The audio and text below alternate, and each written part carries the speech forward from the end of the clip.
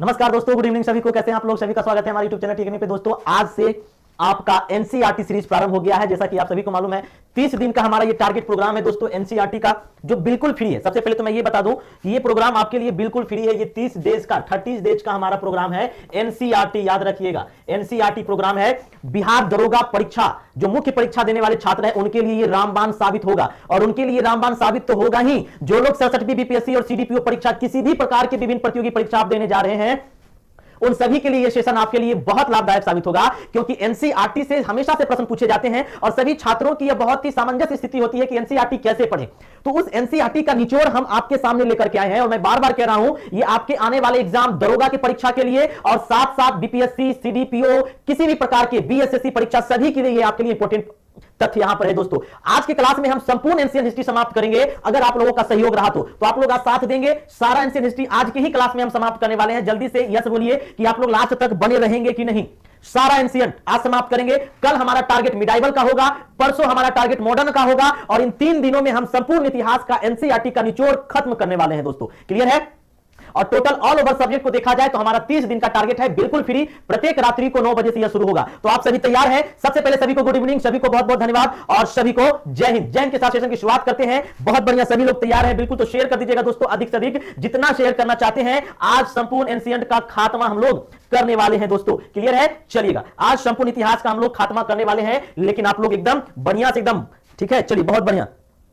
तो दोस्तों शुरुआत करते हैं, जल्दी से शेयर करते जाइए। देखिएगा, सबसे पहले मैं आपको अगर बता दूं दोस्तों, कुछ चीजों को आप लोग यहां पर समझने की कोशिश करिएगा, है ना। कुछ चीजों को यहां पर समझने की कोशिश करिएगा दोस्तों। अगर हम संपूर्ण भारत के इतिहास की शुरुआत करते हैं, प्राचीन भारत की अगर बात किया जाए तो प्राचीन भारत के इतिहास के अध्ययन के लिए हम कुछ कालों का विभाजन करते हैं, है ना। प्राचीन भारत के इतिहास के अध्ययन के लिए हम क्या करते हैं? काल का विभाजन करते हैं। आप सभी जानते हैं काल का विभाजन करते हैं किसके अध्ययन के लिए? प्राचीन भारत के इतिहास के अध्ययन के लिए। अगर इस काल की विभाजन की बात किया जाए दोस्तों, तो इस काल को हम लोग 3 भागों में बांट करके देखते हैं। आप सभी जानते हैं, जल्दी से कमेंट करके बता दीजिएगा ये 3 भाग कौन कौन से हैं। अगर पहला बात करते हैं तो ये आपका है दोस्तों प्राक ऐतिहासिक काल।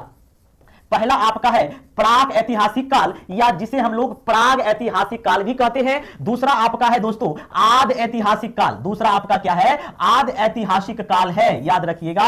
और तीसरा आपका है ऐतिहासिक काल। ऐतिहासिक काल, इन 3 भागों में हम लोग विभाजन करके पढ़ते हैं संपूर्ण प्राचीन भारत के इतिहास को। देखिए दोस्तों, अगर बात करते हैं प्राक ऐतिहासिक काल क्या है, आप सभी जानते हैं कि प्राक ऐतिहासिक काल इतिहास का वह काल है जिसके कोई साक्ष्य नहीं मिलते हैं। पुरातात्विक साक्ष्य तो मिलता है लेकिन कोई लिखित साक्ष्य नहीं मिलता है। यानी कि प्राक ऐतिहासिक काल में आप क्या सकते हैं कि अगर लिखित साक्ष्य की बात करते हैं तो यहां पर कोई भी लिखित साक्ष्य नहीं मिलती है, कोई लिपि नहीं मिलती है, कुछ भी नहीं मिलता है। सिर्फ और सिर्फ आपका पुरातात्विक अवशेष मिलते हैं, पुरातात्विक साक्ष्य मिलते हैं। यानी कि प्राक ऐतिहासिक काल इतिहास का वह काल है जिसके कोई लिखित साक्ष्य नहीं है, कोई लिपि नहीं है, सिर्फ पुरातात्विक साक्ष्य मिलते हैं, वे प्राक ऐतिहासिक काल कहते हैं। इस काल की बात करते हैं दोस्तों, तो इस काल के अंतर्गत हम लोग पाषाण काल का अध्ययन करते हैं। किस काल का? स्टोन एज का अध्ययन करते हैं, पाषाण काल का अध्ययन करते हैं।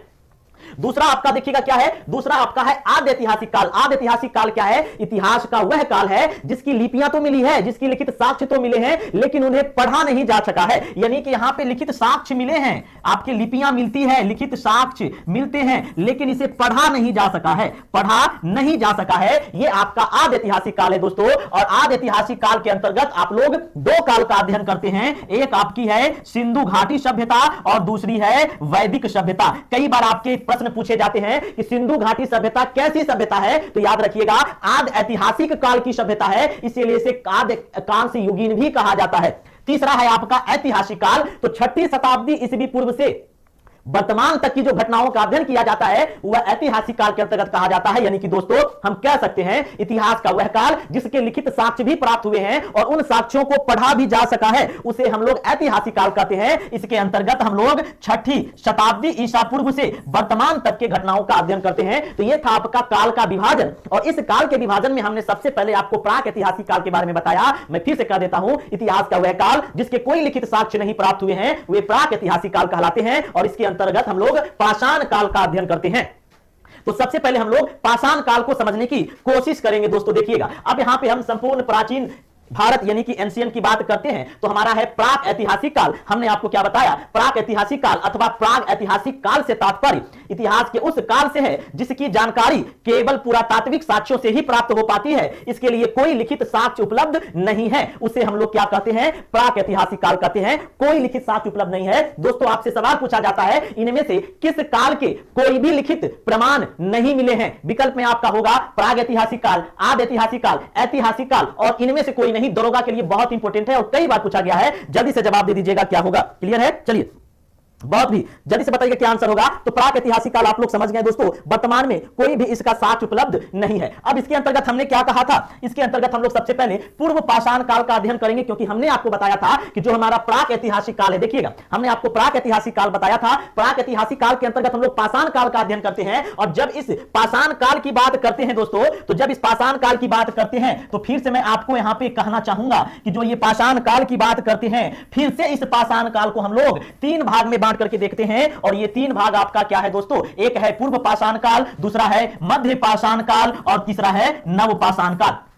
डेट कभी भी याद मत रखिएगा कि कितना से कितना काल को पूर्व पाषाण काल कहा जाता है। अक्सर आप लोग डेटे में याद करने में लग जाते हैं। कभी भी किसी एग्जाम में इससे लेकर डेट नहीं पूछा जाएगा, क्योंकि इसमें इतिहासकारों का अपना अपना मत है। कोई लिखित साक्ष्य नहीं है आपके पास, बस मत के अनुसार विभिन्न किताबों में इनकी विभिन्न तिथियों का उल्लेख किया गया। तो तिथि पर नहीं जाएंगे, मेन घटनाओं पर जाएंगे, मिले हुए पुरातात्व के साक्ष्यों पर जाएंगे। पूर्व पाषाण काल हमने क्या कहा? पाषाण काल के अंतर्गत 3 काल का अध्ययन, पूर्व पाषाण काल, मध्य पाषाण काल, नव पाषाण काल। पूर्व पाषाण काल की बात करते हैं तो इनमें से कुछ घटनाएं घटित होती है, यानी कि जो मानवों का पहला काल रहा था वह पूर्व पाषाण काल रहा था। इस काल में मानव ने क्या सीखा?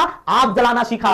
सर्वप्रथम मानव ने किस कला को सीखा? तो पूर्व पाषाण काल में मानवों ने आग जलाना सीखा। याद रखिएगा, इन्होंने आग जलाना सीखा। तो इस पूर्व पाषाण काल की सबसे महत्वपूर्ण घटना क्या थी? तो पूर्व पाषाण काल की सबसे महत्वपूर्ण घटना थी कि इन्होंने आग जलाना सीखा। दोस्तों अगर बात किया जाए तो जो पूर्व पाषाण काल के लोग थे, यानी कि जो मानव थे, यानी कि जो आदि मानव थे, हमारे प्रारंभिक मानव थे, वे मानव इस काल में क्या किया करते थे? जानवरों का शिकार किया करते थे, पशुओं का शिकार किया करते थे, झुंड में रहते थे, गुफाओं में रहते थे और झुंड में रह करके पशुओं का शिकार करते थे। इसलिए इस काल में जो इसका जीवन था वह अस्थायी नहीं था। क्या था?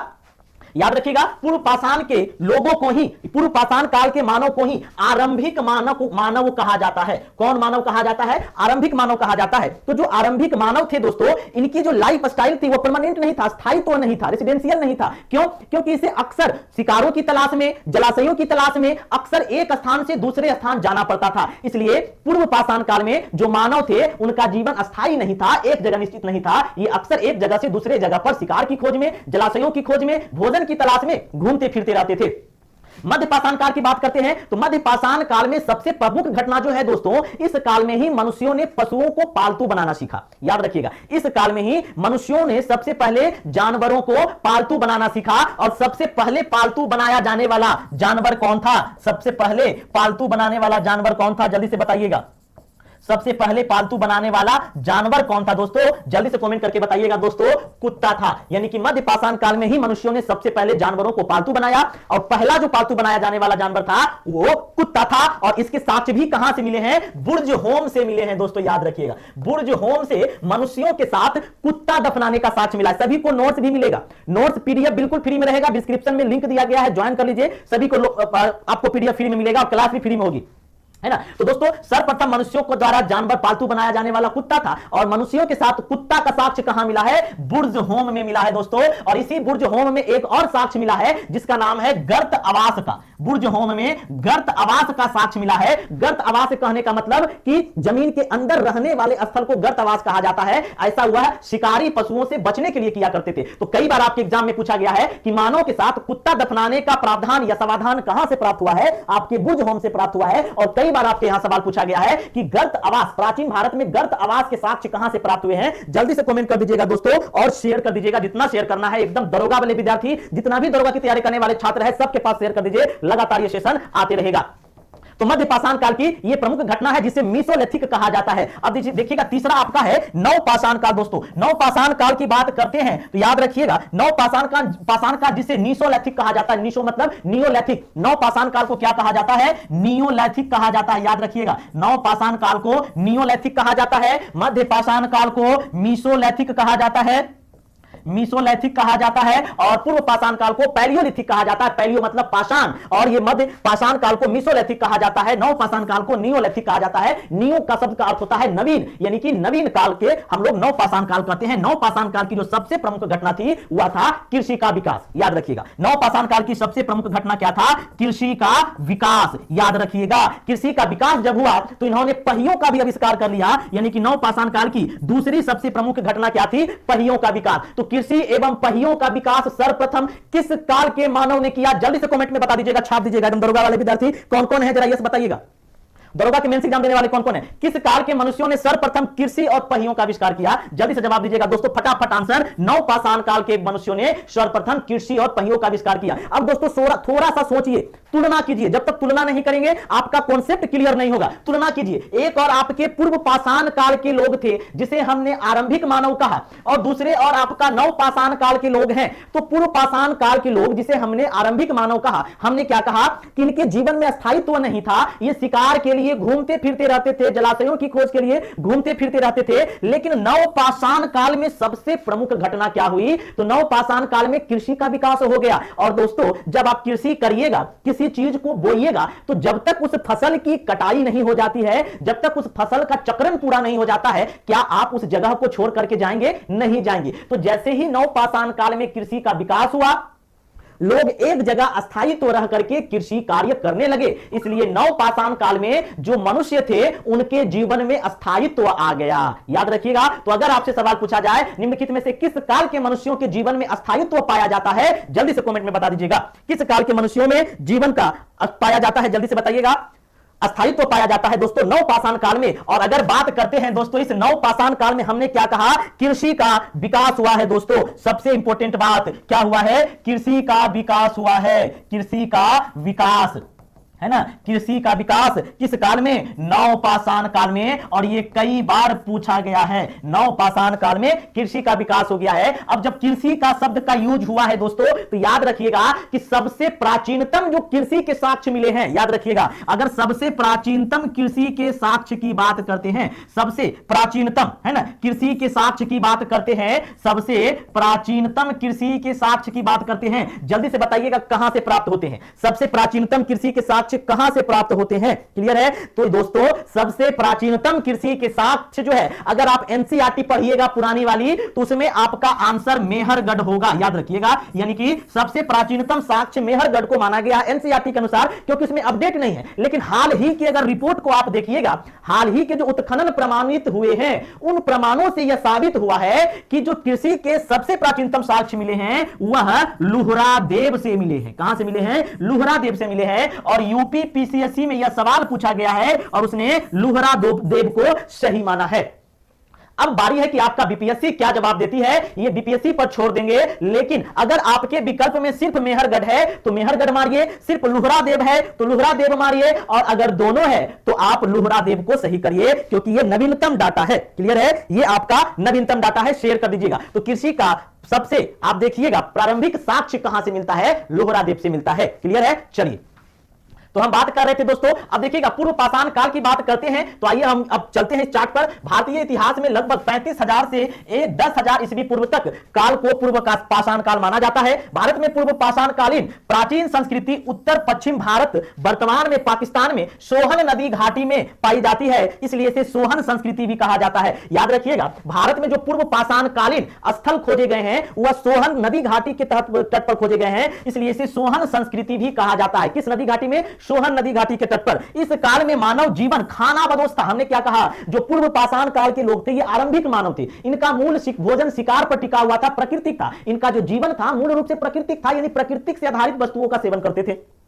तो इस काल के मानव जीवन क्या थे? खाना बदोश थे। वह कच्चा मांस एवं वनों से एकत्र कंद एवं फल खाता था। अग्नि का आविष्कार इसी काल में हुआ था। एकदम वीवीआई दोस्तों, अग्नि का आविष्कार किस काल में हुआ था? पूर्व पाषाण काल में हुआ था। इस काल में मानव पेड़ों के नीचे और पहाड़ों की गुफाओं में रहते थे। यानी कि इस काल के जो मानव थे, आरंभिक मानव, वह पेड़ों की कंदराओं में रहते थे, पत्थरों की गुफाओं में रहते थे। ऐसा करते थे। कई जगह पर गर्त आवासों का भी साक्ष्य प्राप्त हुआ है, जो कि गड्ढे वाले स्थान होते थे और उनके आगे में आग लगा दिया जाता था ताकि जंगली जो हिंसक पशु है वे इनके और हमला ना कर पाए। जो हमने बताया था बुर्ज होम से इसके साक्ष्य मिले हैं। चलिए अगला है दोस्तों, दूसरा है देखिएगा मध्य पाषाण काल। मध्य पाषाण काल यानी कि किसे क्या कहा जाता है, मीसोलिथिक कहा जाता है। कई बार आपसे यह भी पूछ लिया जाता है दोस्तों कि मध्य पाषाण काल है ना, शब्द से अभिप्राय है, यह मध्य पाषाण काल को किस नाम से जाना जाता है, पैलियोलिथिक, मीसोलिथिक या नियोलिथिक। तो याद रखिएगा इसे मीसोलिथिक भी कहा जाता है, मीसोलिथिक भी कहा जाता है। क्लियर है, चलिए एकदम शेयर कर दीजिएगा, इसे मीसोलिथिक भी कहा जाता है।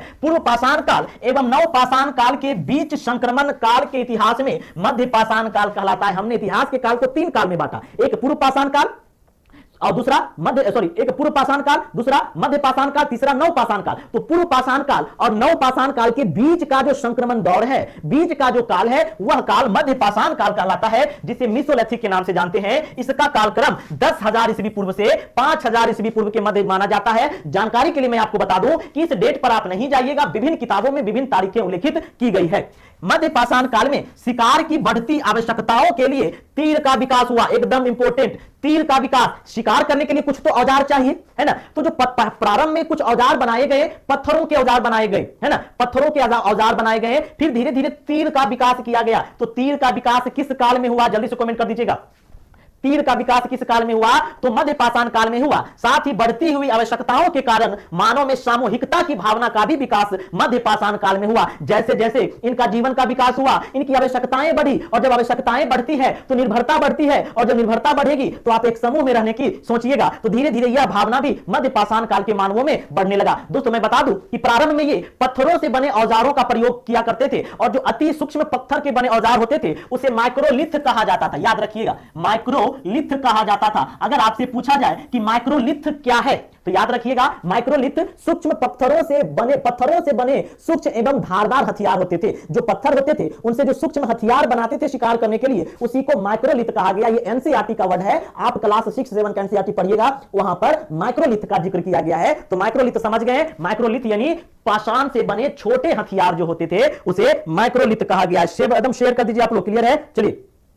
तो तीर का विकास किस काल में हुआ है, मध्य पाषाण काल में तीर का विकास हुआ, और मानवों में सामूहिकता की भावना भी धीरे धीरे बढ़ने लगी। एकदम जितने लोग लाइव देख रहे हैं, प्रत्येक रात्रि 9 बजे से हमारा ये एनसीईआरटी प्रोग्राम होगा, जिसमें हम लोग A to Z सिलेबस को 30 दिन में समाप्त करेंगे। आज का टारगेट हमारा एंशिएंट हिस्ट्री है, यानी कि प्राचीन इतिहास है, जिसे आज के ही क्लास में हम लोग समाप्त करेंगे। इसलिए सभी लोगों से नम्र निवेदन है, रिक्वेस्ट है कि भाइयों एवं बंधुओं अंत तक बने रहें। पूरा प्राचीन भारत का आज समाप्ता यानी कि खेला समाप्त करने वाले हैं, छोड़ कर जाइएगा तो बाद में पछताइएगा। तीसरा है दोस्तों देखिएगा नव पाषाण काल। बहुत ही हमने आपको पहले ही कहा था कि यह जो हमारा सीरीज है टू द पॉइंट सीरीज है, नो बात नो बकवास, टू द पॉइंट बात करेंगे, टू द पॉइंट एनसीईआरटी की बात करेंगे। याद रखिएगा, ज्यादा डिटेल में नहीं जाएंगे, वैसे पॉइंट पर जाएंगे जो आपके परीक्षा में आते हैं या पूछे जाते हैं। क्योंकि अब आपके पास जो समय है वह टू द पॉइंट पढ़ने का है, डिटेल पढ़ने का समय नहीं है। क्योंकि 2 महीना के बाद ही आपके सारे एग्जाम ले लिए जाएंगे, चाहे वह बिहार दरोगा की मेंस हो, सशक्ति बीपीएससी हो या सीडीपीओ हो। तो क्लियर है दोस्तों, शेयर कर दीजिएगा। तीसरा है दोस्तों नव पाषाण काल, और इसे क्या कहा जाता है, नियोलिथिक कहा जाता है।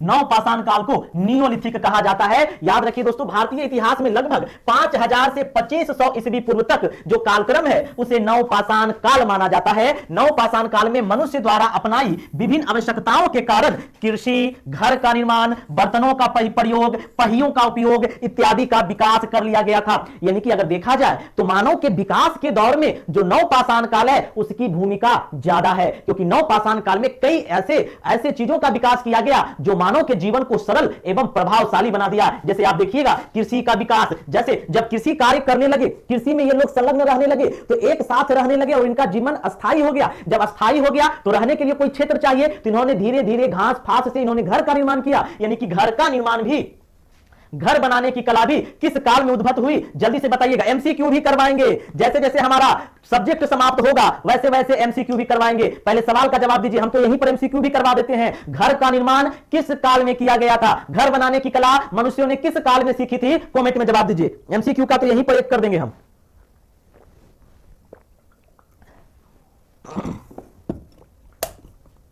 एकदम पीडीएफ मिलेगा, चिंता नहीं करिए, आप लोग बस शेयर करिए, है ना। तो घर का निर्माण नव पाषाण काल में, बर्तनों का प्रयोग किया जाने लगा, पहियों का उपयोग किया जाने लगा, ये सभी नव पाषाण काल की देन है दोस्तों।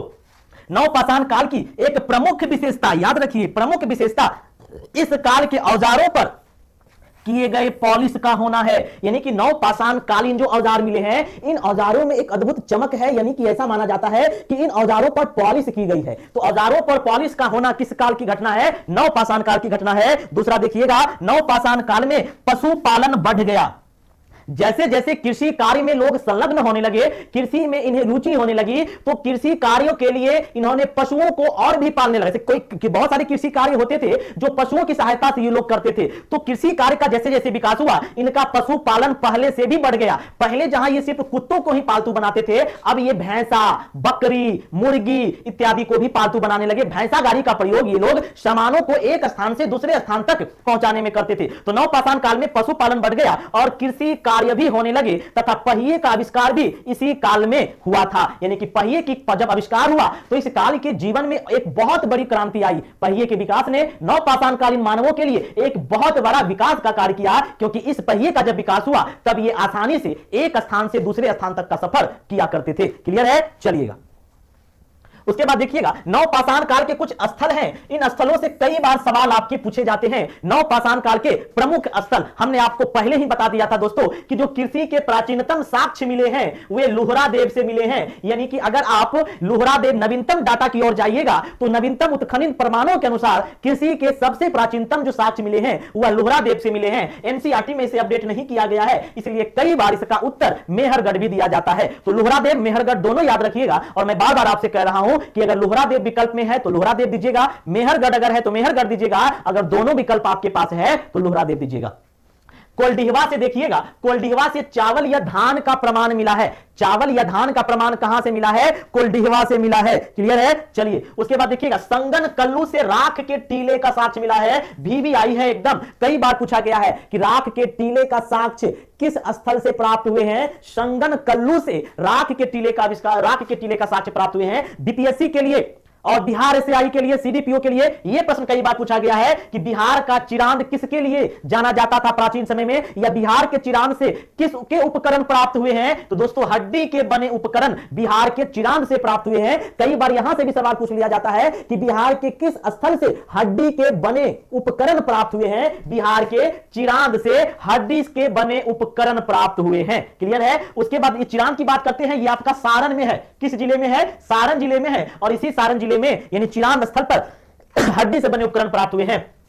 कालीबंगा से कांच की चूड़ियां प्राप्त हुई है। कालीबंगा का शाब्दिक अर्थ ही है काली चूड़ियां। याद रखिएगा, यह भी प्रश्न पूछा गया है कि कालीबंगा का शाब्दिक अर्थ क्या है? काली चूड़ियां है, इसलिए यहां से काली चूड़ियां प्राप्त हुई है। बुर्ज होम हमने आपको बताया था, मालिक के साथ कुत्ते दफनाने का प्रमाण प्राप्त हुआ है। कहां से? बुर्ज होम से। शेयर कर दीजिएगा दोस्तों, जितने भी बिहार एसआई, जितने भी बिहार एसआई मेंस एग्जाम देने वाले हैं सभी छात्रों का वेलकम है इस एनसीईआरटी सीरीज में। याद रखिएगा, 30 दिन में आपका सारा सब्जेक्ट समाप्त हो जाएगा, याद रखिएगा, वादा है आपसे।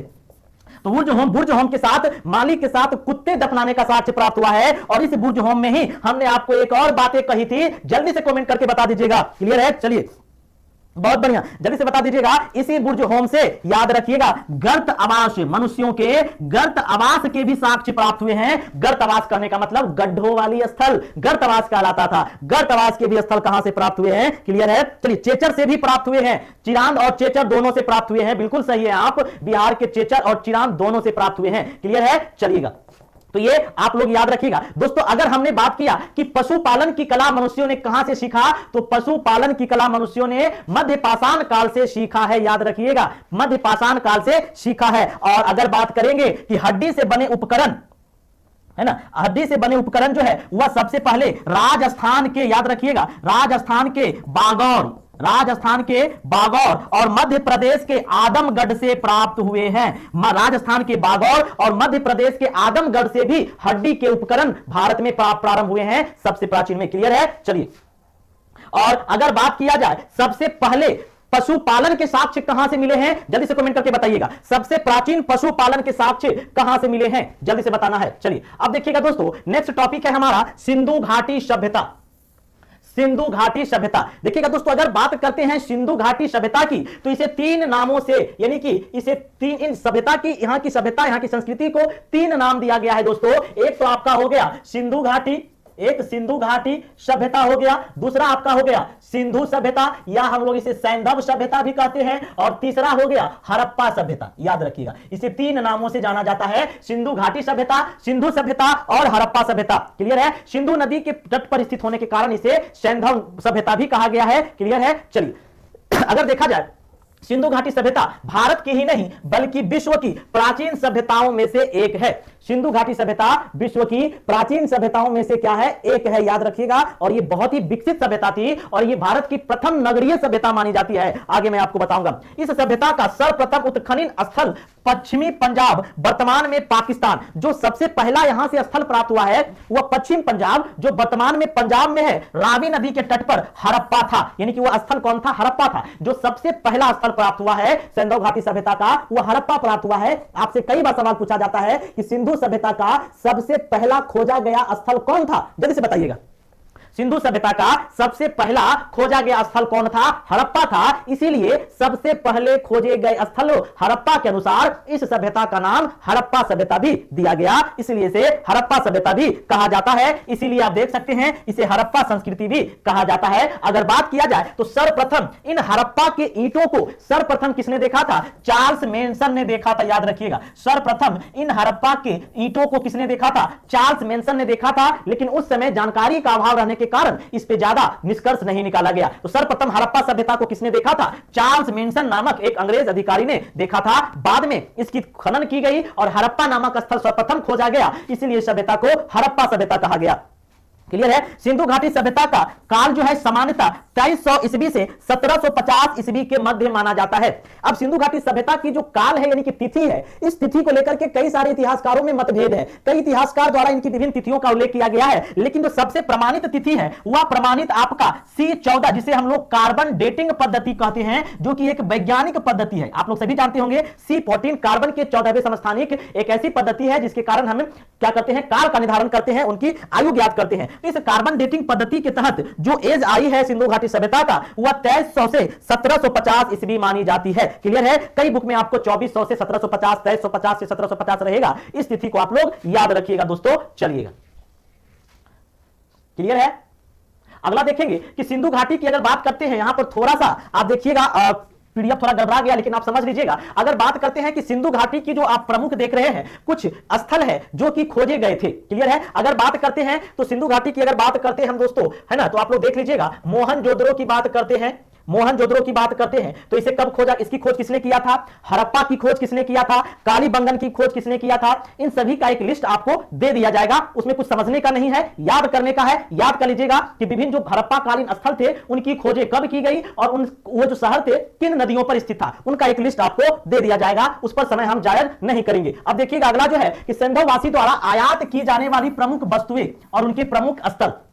अब सिंधु घाटी सभ्यता में वस्तुओं का आदान प्रदान था, यानी कि जो आप जान सकते हैं आदान विनिमय प्रणाली पर आधारित था, यानी कि वस्तुओं के आदान प्रदान सिस्टम पर आधारित था। आप देखते हैं कि तांबा जो है वह खेत्री यानी कि राजस्थान, चांदी जो है वो अफगानिस्तान एवं ईरान से किया जाता था, शीशा भी अफगानिस्तान ईरान से, टीन जो है वह राजस्थान से, अफगानिस्तान और ईरान से, सेलखरी जो है वह बलूचिस्तान और राजस्थान से, सोना जो है वह अफगानिस्तान और दक्षिण भारत से किया जाता था। सेलखरी का बहुत बड़ा प्रश्न पूछा जाता है, यह बलूचिस्तान और राजस्थान वाले क्षेत्र से निर्यात किया जाता था। क्लियर है? चलिए अगला देखिएगा। तो अगर इस सभ्यता की बात करते हैं तो इस सभ्यता में आपको देखने को मिलेगा कि इस सभ्यता यानी कि सिंधु घाटी सभ्यता के जो स्थल है वह पाकिस्तान और भारत दोनों देशों में पाए जाते हैं, यानी कि यह पाकिस्तान और भारत दोनों देशों में पाए जाते हैं। कुछ क्षेत्र अभी भी वर्तमान में पाकिस्तान में स्थित है और कुछ क्षेत्र हमारे आज भी भारत में स्थित है।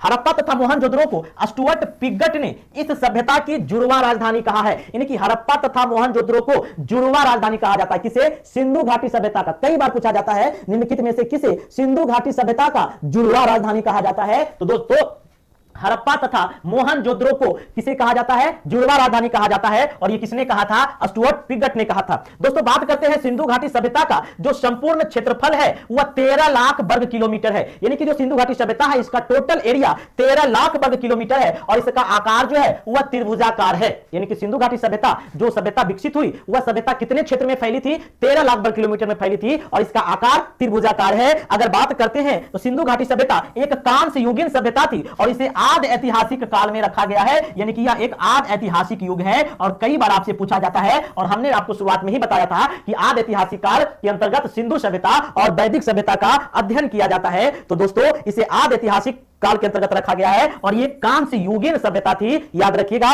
क्योंकि कांसे की खोज इसमें की गई थी, इसलिए इसे कांस्य युगीन सभ्यता कही गई है।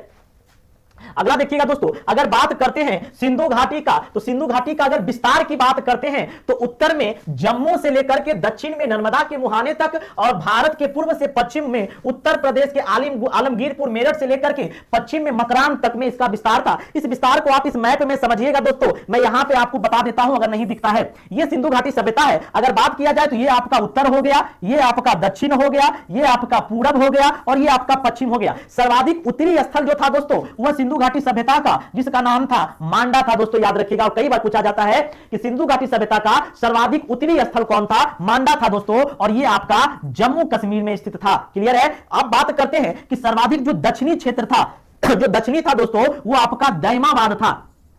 जो दक्षिणी क्षेत्र था वो दैमाबाद था और यह महाराष्ट्र में स्थित था। सर्वाधिक पूर्वी क्षेत्र जो था दोस्तों, यह पूर्वी क्षेत्र आपका आलमगीरपुर था। क्या था? पूर्वी क्षेत्र आपका आलमगीरपुर था दोस्तों, और यानी कि मेरठ भी से कहा जाता है, जो यूपी के वर्तमान में है। और सबसे पश्चिमी क्षेत्र जो आपका था दोस्तों वह सुतकोंडर था, वह सुतकोंडर था, जिसे बलूचिस्तान भी कहा जाता है। सुतकोंडर या बलूचिस्तान था, याद रखिएगा, जो पश्चिमी सीमा थी। तो ये इसकी क्या थी? बॉर्डर थी। आप लोग इसे देख लीजिएगा। उसके बाद देखिएगा सिंधु घाटी सभ्यता के निर्माता क्या थे? द्रविड़ थे, और द्रविड़ के साथ साथ भूमध्य सागरीय भी थे, भूमध्य सागरीय भी थे। सिंधु घाटी के जो निर्माता थे वह द्रविड़ एवं भूमध्य सागरीय थे। सिंधु घाटी के लोगों द्वारा प्रयुक्त भाषा जो थी वो आज तक पढ़ी नहीं जा चुकी है, और हमने आपको कहा था इसीलिए तो इसे आद ऐतिहासिक काल में रखा गया है, क्योंकि इसकी भाषा तो प्राप्त हुए हैं, लिपियां प्राप्त हुई है। जो लिपियां थी इनकी, वो लिपि कैसी थी? भाव चित्रात्मक थी। यानी कि सिंधु घाटी सभ्यता की लिपि भाव चित्रात्मक थी दोस्तों, जो दाएं से बाएं लिखी जाती थी, याद रखिएगा। तो ये आपका भाव चित्रात्मक लिपि थी जिसे पढ़ा नहीं जा सका है, इसलिए कई सारे आज भी इनके बारे में जो ज्ञान की कमी आज भी देखने को मिलती है इतिहासकारों के समक्ष।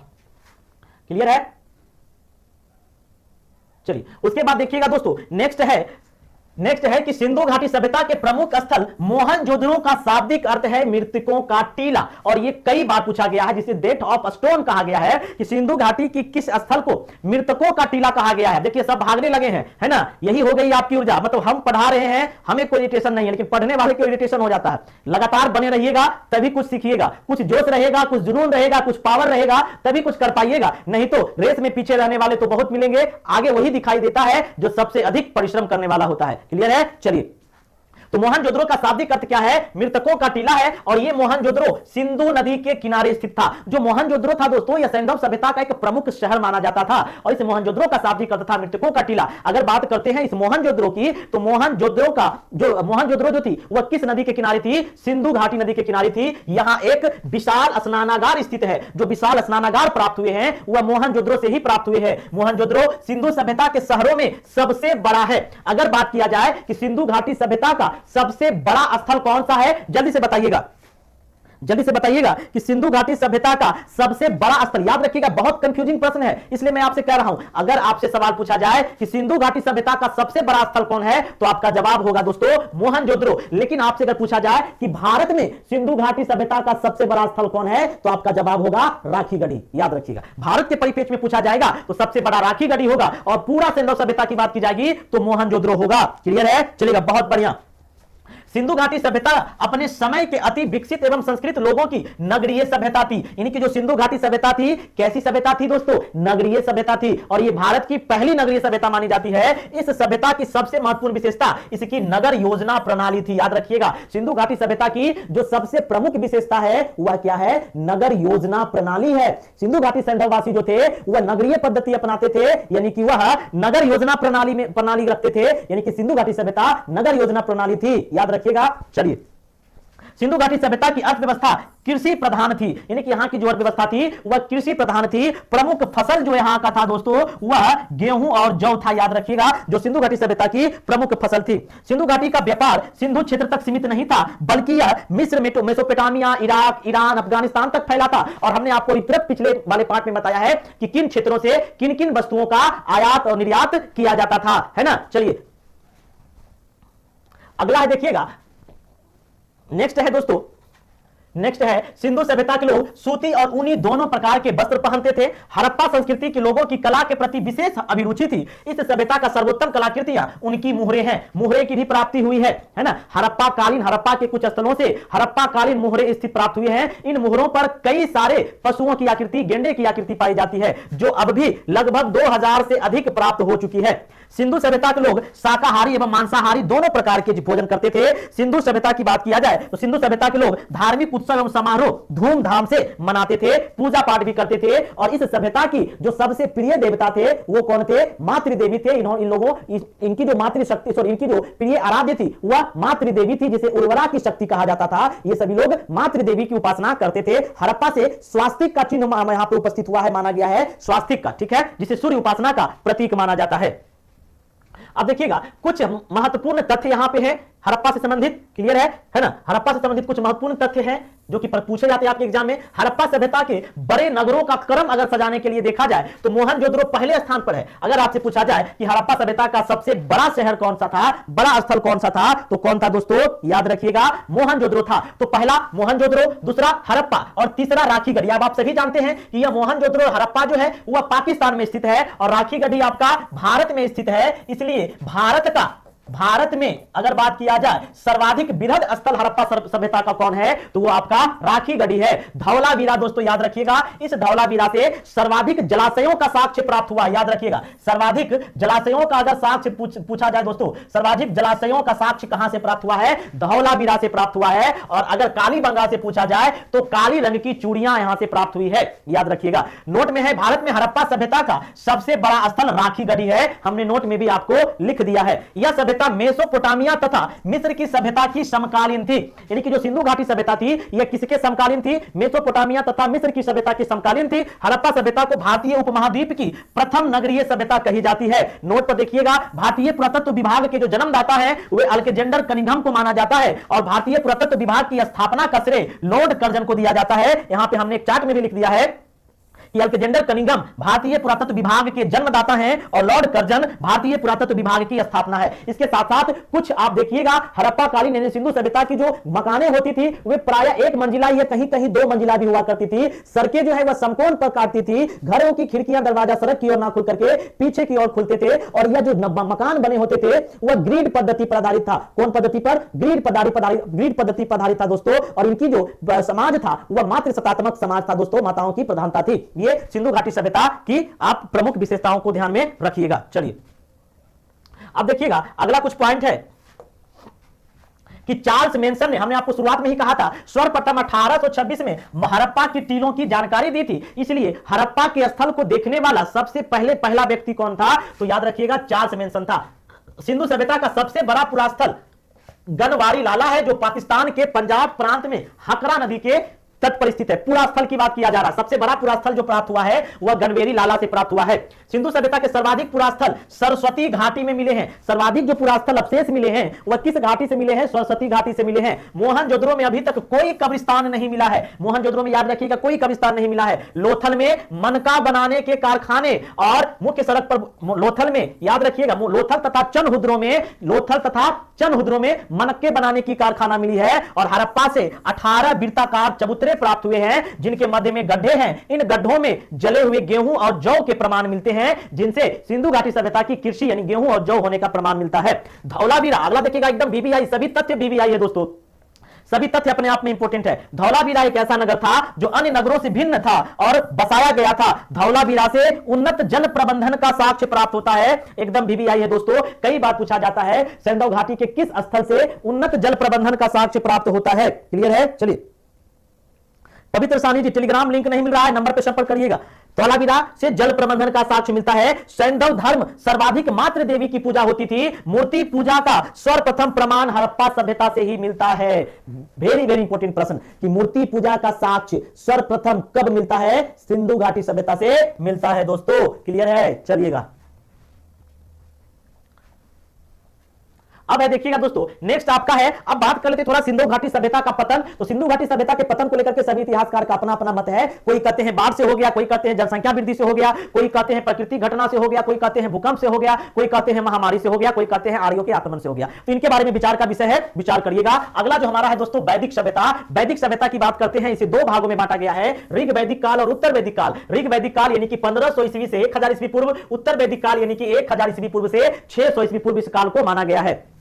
वैदिक सभ्यता की जानकारी का प्रमुख स्रोत वेद है, इसलिए इसे वैदिक सभ्यता के नाम से जाना जाता है। वैदिक संस्कृति सभ्यता के निर्माता कौन थे? आर्य थे। आर्य जो थे वह कौन है? वैदिक सभ्यता संस्कृति के निर्माता थे। और आर्य शब्द का जो सूचक है वह है एक श्रेष्ठ व्यक्ति। आर्य अपने आप को एक श्रेष्ठ बताते थे, कुलीन बताते थे, इसलिए इसे आर्य कहा गया है। इनका भारत आगमन लगभग 1500 ईस्वी पूर्व में हुआ था। आर्य लोग भारत में बाहर से आए, इसलिए इनके मूल निवास स्थान को लेकर के विभिन्न विद्वानों के बीच में क्या है? मतभेद है। आर्य जो है वह बाहर से आकर के हमारे देश में आए थे। ऐसा माना जाता है कि यह चारगाहों की खोज में भारत आए थे और सर्वप्रथम यह भारत के पंजाब तथा अफगानिस्तान में बसने का प्रयास किए थे। क्लियर है? तो यह विदेशी होने के कारण कई सारे इतिहासकारों ने इसके स्थानों को अलग अलग माना है ना। चलिए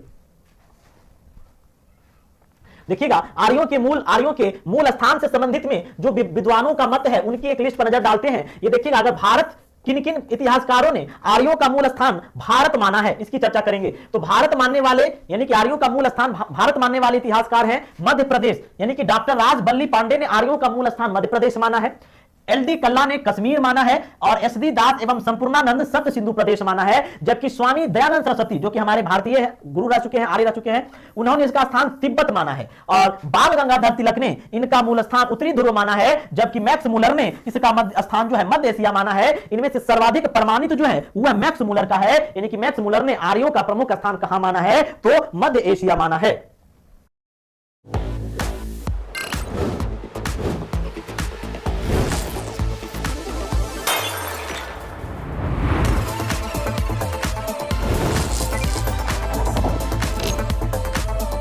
Unleashing the POCO X5 Pro 5G.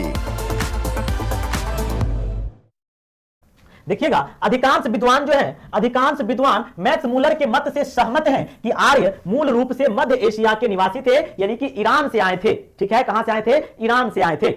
वेदों की कुल संख्या कितनी है? 4 है। ये भारत की ही नहीं विश्व के प्राचीनतम एवं पवित्र ग्रंथ हैं। आपसे कई बार सवाल पूछा जाता है कि विश्व के प्राचीनतम एवं पवित्र ग्रंथ कौन है? वेद है दोस्तों, याद रखिएगा। इन्हें ईश्वर द्वारा रचित माना जाता है। वेदों का निर्माण वैदिक काल में ही हुआ, इसलिए इसे वैदिक काल कहा जाता है। और ये जो 4 वेद हैं वे इस प्रकार से हैं। कौन कौन है? तो 4 वेद कौन कौन से हैं दोस्तों? ऋग्वेद है, सामवेद है, यजुर्वेद है और अथर्ववेद है। वेदों की संख्या कितनी है? 4 है। क्लियर है? चलिएगा, अगर वेदों की रचयिता की बात किया जाए तो कृष्णानंद देवचायन वेद व्यास के द्वारा वेदों की रचना की गई। अब आइए देखते हैं, आर्यों ने ही ऋग्वेद की रचना की। इसे मानव जाति का प्रथम ग्रंथ माना जाता है, यानी कि मानव जाति का प्रथम ग्रंथ कौन है? ऋग्वेद है। या सबसे प्राचीनतम ग्रंथ कौन है? ऋग्वेद है, याद रखिएगा। ऋग्वेद द्वारा जिस काल का विवरण मिलता है उसे ऋग्वैदिक काल के नाम से जाना जाता है। ऋग्वैदिक ही आर्यों का मूल जानकारी का स्रोत है। दोस्तों, हमने कहा था कि जो वैदिक काल है उसे 2 भागों में बांटकर देखा गया है, ऋग्वैदिक काल और उत्तर वैदिक काल। तो ऋग्वैदिक काल के ऋग्वेद से जो जानकारी मिलता है उसे ऋग्वैदिक काल के अंतर्गत रखा गया है। चलिए, उसके बाद देखिएगा कि जो हमारा गायत्री मंत्र है दोस्तों, है ना, अगर बात करते हैं ऋग्वेद में, तो ऋग्वेद में आप सभी जानते हैं, है ना, ऋग्वेद में अगर बात किया जाए तो ऋग्वेद में कितने मंडल हैं? जल्दी से बताइएगा, ऋग्वेद में कितने मंडल है? ऋग्वेद में 10 मंडल है ना, 10 मंडल और कितने ऋचाएं हैं? 10 मंडल है। कितने मंडल है? जल्दी से बताइए, ऋग्वेद में कितने मंडल है, कितनी रचाएं हैं और कितने मंत्र हैं? क्लियर है? देखिएगा, गायत्री मंत्र जो है वह ऋग्वेद से ही प्राप्त हुआ है। अस्तोमा सदगमया वाक्य भी यहीं से लिया गया है। जल्दी से बताइए, ऋग्वेद में कितने सूक्त हैं और कितने मंडल हैं? है ना, बहुत बढ़िया। देखिएगा, तो ऋग्वेद गायत्री मंत्र ऋग्वेद से लिया गया है और ऋग्वेद के 3रे मंडल से लिया गया है, जो किसके द्वारा रचित है? विश्वामित्र के द्वारा रचित है। याद रखिएगा, विश्वामित्र के द्वारा रचित है ऋग्वेद के 3रे मंडल, जिसमें गायत्री मंत्र का उल्लेख किया गया है। और यह सूर्य देवता सावित्री को समर्पित है। 1028 वेरी गुड और 10,462 ऋचाएं हैं। ऋग वैदिक कालीन जो समाज थी वह पितृ सत्तात्मक था, यानी कि पुरुष प्रधान समाज था। आर्यों की भाषा संस्कृत थी, वे संस्कृत बोला करते थे। आर्यों के समय समाज के 4 वर्ण थे, ब्राह्मण, क्षत्रिय, वैश्य एवं शूद्र, और ये चारों की जो जानकारी मिलती है वह ऋग्वेद के 10वें मंडल यानी कि 10वें मंडल के पुरुष सूक्त से मिलती है। याद रखिएगा, ऋग्वेद के 10वें मंडल पुरुष सूक्त में पुरुषों के 4 वर्गों की चर्चा की गई है, ब्राह्मण, क्षत्रिय, वैश्य तथा शूद्र, और इन सभी को कर्म कांडों के आधार पर विभाजित किया गया है। अगला देखिएगा, ऋग्वैदिक कालीन राजनीतिक व्यवस्था कबीलाई व्यवस्था थी, यानी कि कबीलों में यह रहा करते थे। अगला है देखिएगा, नेक्स्ट है इस काल की सर्वाधिक महत्वपूर्ण नदी सिंधु नदी थी, यानी कि वैदिक काल की सर्वाधिक महत्वपूर्ण नदी कौन थी? सिंधु नदी थी। दोस्तों इसका उल्लेख ऋग्वेद में कई बार किया गया है। अगर आप देखिएगा तो सर्वाधिक उल्लेख है ना सिंधु सभ्यता में, सिंधु घाटी सभ्यता में अगर बात किया जाए तो सिंधु नदियों का उल्लेख कई बार किया गया है, जबकि गंगा नदी का उल्लेख 1 बार किया गया है तथा यमुना नदी का उल्लेख 3 बार किया गया है। लेकिन सर्वाधिक उल्लेखित नदी जो है, सर्वाधिक उल्लेखित नदी कौन है? सर्वाधिक उल्लेखित नदी आपका सिंधु है। सिंधु नदी का सर्वाधिक उल्लेख किया गया है। इसके साथ साथ आप देखिएगा, ऋग्वैदिक काल का सबसे महत्वपूर्ण देवता इंद्र था। इसे वर्षा एवं युद्ध का देवता माना जाता था, इसे युद्ध का नेता भी कहा जाता था। इंद्र के बाद दूसरा स्थान अग्नि का था। ऋग्वेद के काल में सती प्रथा का प्रचलन नहीं था, इस काल के संयुक्त परिवार की प्रथा प्रचलन थी, यानी कि सती प्रथा का प्रचलन ऋग्वेद में नहीं था और परिवारें संयुक्त हुआ करती थी, ज्वाइंट फैमिली हुआ करती थी। और इंद्र के बाद जो दूसरा स्थान था वह अग्नि का था, जो क्या करता था? पुरुषों और देवताओं के बीच मध्यस्थता का काम करता था। कौन? अग्नि। इसी में से एक घौ देवता भी संबंधित है। जो घौ देवता थे वह वनस्पति से संबंधित थे, याद रखिएगा। चलिए अगला है देखिएगा, उत्तर वैदिक काल की बात करते हैं तो उत्तर वैदिक काल जो कि 1000 से 5000 ईस्वी पूर्व माना जाता है, 10,000 ईस्वी से 500 ईस्वी पूर्व, यहां पे उत्तर वैदिक काल 1000 से 600 कर लीजिएगा, 1000 से 600 ईस्वी पूर्व के कालखंड को उत्तर वैदिक काल की संज्ञा दी गई है। उत्तर वैदिक काल में ऋग्वेद को छोड़ करके अन्य 3 वेदों एवं उपनिषदों की रचना हुई है, यानी कि ऋग्वेद का जो रचना हुई वह ऋग्वैदिक काल में हुई है। बाकी अन्य 3 जो आप लोग ग्रंथ पढ़ते हैं, सामवेद, अथर्ववेद और यजुर्वेद, इन तीनों की रचना उत्तर वैदिक काल में हुई है और इनके अन्य उपनिषदों की रचना, पुराणों की रचना, ये सभी उत्तर वैदिक काल में माना जाता है। ऋग्वेद की बात किया जाए तो ऋग्वेद को पढ़ने वाले ऋषि को होत्री कहा जाता था, जबकि यजुर्वेद पढ़ने वाले ऋषि को अधर्वु कहा जाता था, है ना। सामवेद के पढ़ने वाले ऋषि को क्या कहा जाता था? गात्री कहा जाता था, उद्गाता कहा जाता था, याद रखिएगा। चलिए ऋग्वेद के अलावा शेष अन्य 3 वेद हैं, सामवेद, यजुर्वेद और अथर्ववेद। सामवेद की बात करते हैं तो इसे गायन वादन का वेद कहा जाता है, यानी भारतीय संगीत का जनक सामवेद को कहा जाता है। यजुर्वेद जो है यह गद एवं पद वाला वेद है और अथर्ववेद जो है दोस्तों, अथर्ववेद जो है इसमें जादू टोना, तंत्र मंत्र, रोग निवारण, यदि अफवाहों से भरी श्रुतियां इस पर आधारित है। क्लियर है? तो याद रखिएगा, सामवेद उत्तर वैदिक कालीन ग्रंथ है जिसमें लगभग 1810 ग्रंथ है जो संगीतबद्ध शैली में रचे गए हैं, इसलिए सामवेद को विश्व की प्रथम संगीत पुस्तक भी माना जाता है। सामवेद को विश्व की प्रथम पुस्तक भी माना जाता है दोस्तों। क्लियर है? चलिए अगला है देखिएगा, नेक्स्ट है यजुर्वेद में लगभग 2000 मंत्र हैं जो कि सर्वाधिक है। इस ग्रंथ में यज्ञों से संबंधित मंत्र है, यानी कि यज्ञ से संबंधित कर्म कांडों की जानकारी यजुर्वेद से मिलता है, यज्ञ संबंधित मंत्रों की जानकारी यजुर्वेद से मिलता है, याद रखिएगा। अथर्ववेद में वैदिक संस्कृति के अतिरिक्त अन्य संस्कृतियों का भी समावेश है। इस वेद की रचना सबसे अंत में हुई है, इसलिए इसे सबसे नवकालीन वेद या सबसे बाद वाला वेद कहा जाता है। इसमें आयुर्वेदिक चिकित्सा संबंधित मंत्र भी हैं। इसमें कुल 731 मंत्र हैं। दोस्तों अगर आपसे पूछा जाए कि आयुर्वेद की जानकारी किस वेद से मिलती है तो कई बार इसका आंसर आप लोग यजुर्वेद से मिलता जुलता मार देते हैं, लेकिन आयुर्वेद यानी कि जड़ी बूटियों की जानकारी आपके अथर्ववेद से प्राप्त होते हैं, यानी कि अथर्ववेद में जड़ी बूटी से संबंधित रोग निवारण, यज्ञ, कर्मकांड, बलि प्रथा, वंशीकरण मंत्र, भूत प्रेत, इस सभी की जानकारी मिलती है। अगर बात किया जाए तो वेदों को लिपिबद्ध करके इसकी रचना करने का श्रेय महिर्ष वेद व्यास की है, यानी कि महिर्ष वेद व्यास के द्वारा वेदों की रचना की गई और इसे लिपिबद्ध किया गया। उपनिषद का अर्थ है वह विद्या जो गुरु के समीप बैठ करके सिखा जाता था, उसे ही उपनिषद कहा गया है, यानी कि वेदों को भली भांति समझने के लिए उपनिषदों की रचना की गई है ना। चलिए अब देखते हैं उत्तर वैदिक काल की बात अगर किया जाए, उत्तर वैदिक काल की अगर बात किया जाए दोस्तों तो उत्तर वैदिक काल में मनुष्यों का जीवन आश्रम व्यवस्था के अनुसार व्यवस्थित था, यानी कि जो मनुष्य का जीवन था वह आश्रम व्यवस्था के अनुसार व्यवस्थित था। मनुष्यों की आयु 100 वर्ष मानते हुए उसे 4 भागों में विभाजित किया गया था। आश्रम व्यवस्था के अनुसार सर्वप्रथम जो व्यवस्था की गई थी वह ब्रह्मचर्य, यानी कि मनुष्यों के जीवन को 100 वर्ष मान लिया गया और 25-25 वर्ष के अंतराल में उसे 4 भागों में बांट दिया गया। जैसे अभी हम लोग मानते हैं ना बाल्यावस्था, किशोरावस्था, पुरुषावस्था, वृद्धावस्था, उसी प्रकार से 4 भागों में बांट दिया गया था। पहला आपका ब्रह्मचर्य था जो 25 वर्ष की आयु तक होता था, जिसमें शिष्य के रूप में अध्ययन किया जाता था। दूसरा गृहस्थ होता था जो 25 से 50 वर्ष की आयु तक में होता था और यह विवाहिक परिवाहिक जीवन के कार्य करता था। तीसरा वानप्रस्थ होता था जो 50 से 75 वर्ष तक होता था, जिसमें आत्मचिंतन सामाजिक उत्थान हेतु किया जाता था। और अंतिम जो होता था वह संन्यास होता था जो 75 वर्ष से मृत्यु तक होता था और यह समाज से सब कुछ त्याग करके ईश्वर की ओर ध्यान आकर्षित करते थे। क्लियर है? चलिए समझ में आ रहा है आप सभी को कि नहीं? बोरिंग तो नहीं लग रहा है? जब हम पानी पी लेते हैं, थोड़ा रेस्ट भी कर लेते हैं, बताइएगा समझ में आ रहा है कि नहीं? देखिए आप लोग सपोर्ट करिएगा तो ये सीरीज हम लाएंगे डेली, नहीं सपोर्ट करिएगा तो फिर हम बीच में लापता हो जाएंगे, क्योंकि आप लोग सपोर्ट ही नहीं करते हैं, सहयोग ही नहीं करते हैं, है ना? हम थकते नहीं, आप लोग थक जाते हैं। तो सपोर्ट करिएगा तो एकदम हम आपके लिए हाजिर रहेंगे, नहीं तो फिर भाग जाएंगे। उत्तर वैदिक काल में ब्राह्मणों का स्थान क्या था? श्रेष्ठ, यानी ब्राह्मण जो है वह सर्वश्रेष्ठ माने जाते थे। ऋग वैदिक काल में जहां स्त्रियों को सम्मान प्राप्त था, वहीं उत्तर वैदिक काल में स्त्रियों को निम्न दर्जा दिया जाने लगा, यानी कि स्त्रियों को पुरुषों का शत्रु बताया जाने लगा। क्लियर है? चलेगा, बहुत बढ़िया। कृष्णा कुमार जी कहते हैं हो चुका आगाज रन का, युग बदलने की तैयारी, जीत उसी का होगा जिसका संघर्ष है जारी। क्लियर है? चलिए बहुत बढ़िया। तो स्त्रियों को निम्न दर्जा दिया जाने लगा। वेरी गुड, चलिए बहुत बढ़िया, सपोर्ट कर रहे हैं, बहुत बहुत धन्यवाद सभी को। जयप्रकाश कुमार जी, अन्नी सिंह, मनीष सिंह, पवित्र शानी जी, प्रियंका कुमारी, आकाश इंग्लिश, बहुत बढ़िया। चलिए सपोर्ट करिएगा तो बहुत मजा आएगा, है ना? भाग जाइएगा तो फिर अकेले हम पता चला बोर्ड पर पढ़ाते रहे। अब दोस्तों देखिएगा, अगर बात करते हैं तो उपनिषदों की बात कर रहे थे, है ना? तो उपनिषदों की, है ना, 6ठी शताब्दी ईस्वी में, अच्छा ये दूसरा खुल गया, एक मिनट। हाँ, उत्तर वैदिक काल में ब्राह्मणों का स्थान क्या था? आप देखिएगा तो श्रेष्ठ था। क्लियर है? चलिए आइए अब दोस्तों बात करते हैं धार्मिक आंदोलन, है ना? धार्मिक आंदोलन की बात करते हैं तो देखिएगा, अब वैदिक काल के अंतिम चरण तक वैदिक धर्म में अनेक रूढ़ियां, कठोरता एवं कर्मकांडों के कारण लोगों में असंतोष उत्पन्न हुआ। यानी कि वैदिक काल में आपने देखा कि उत्तर वैदिक काल में क्या हुआ? उत्तर वैदिक काल में ब्राह्मण उत्कर्ष पहुंच गए, यानी ब्राह्मण सबसे उच्च पर चले गए। तो ब्राह्मणवादी नीति से क्या हुए? लोग परेशान हो गए। तो इन्हीं परेशानों के कारण अनेक रूढ़िवादी एवं कर्मकांडों का उत्पन्न हुआ, असंतोष पैदा हुआ। इसी कारणों से 6ठी शताब्दी ईस्वी पूर्व में भारत में कई नए धर्म संप्रदायों का आगमन हुआ, जिसमें आप देखिएगा कि 6ठी शताब्दी ईस्वी पूर्व में तथा 5वीं शताब्दी ईस्वी पूर्व में स्थापित प्रमुख संप्रदाय थे बौद्ध धर्म, जो गौतम बुद्ध द्वारा प्रतिपादित किया गया था, और दूसरा है जैन धर्म, जो महावीर द्वारा प्रतिपादित किया गया था। यानी कि ब्राह्मण रूढ़िवादी से असंतोष की भावना हुई और एक नए नवीन धर्म की ओर लोग चल पड़े और नवीन धर्मों का विकास हुआ, जिसे बौद्ध धर्म और हम लोग जैन धर्म के नाम से जानते हैं।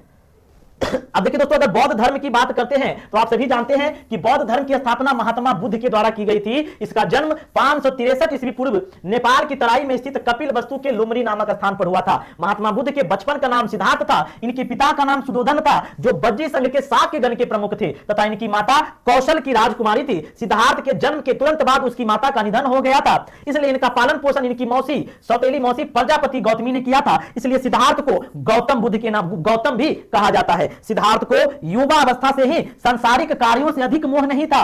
एक दिन वह अपने साथी चान के साथ नगर भ्रमण के दौरान एक जर्जर वृद्ध, एक दुखी रोगी, एक शव को देख करके दुखित हो गए, किंतु एक शांत चित्त सन्यास को देखकर उन्हें शांति मिली और उनके मन में वैराग्य उत्पन्न हुआ। आप सभी जानते हैं कि गौतम बुद्ध की जो वैरागी जीवन जीने का मूल रचना जो थी, कॉन्सेप्ट, वह 4 दृश्यों को देखने के बाद आया था। 4 दृश्यों आप देख सकते हैं कौन कौन था? तो एक चिता को उसने देखा था, एक रोगी को देखा, है ना, उसके बाद एक शव को देखा। इन सभी देखने के बाद उन्होंने एक सन्यासी को देखा और तभी से उनके मन में सन्यासी यानी कि वैराग्य बनने का इच्छा उत्पन्न हुआ। इसी को लेकर के आप देखिएगा कि 29 वर्ष की आयु में सिद्धार्थ ने रात्रि के समय चुपचाप गृह त्याग कर दिया और यही गृह त्याग उनका क्या कहलाता है? महाभिनिष्क्रमण कहलाता है। कई बार पूछा गया है। सिद्धार्थ के इस घटना को महाभिनिष्क्रमण कहा गया।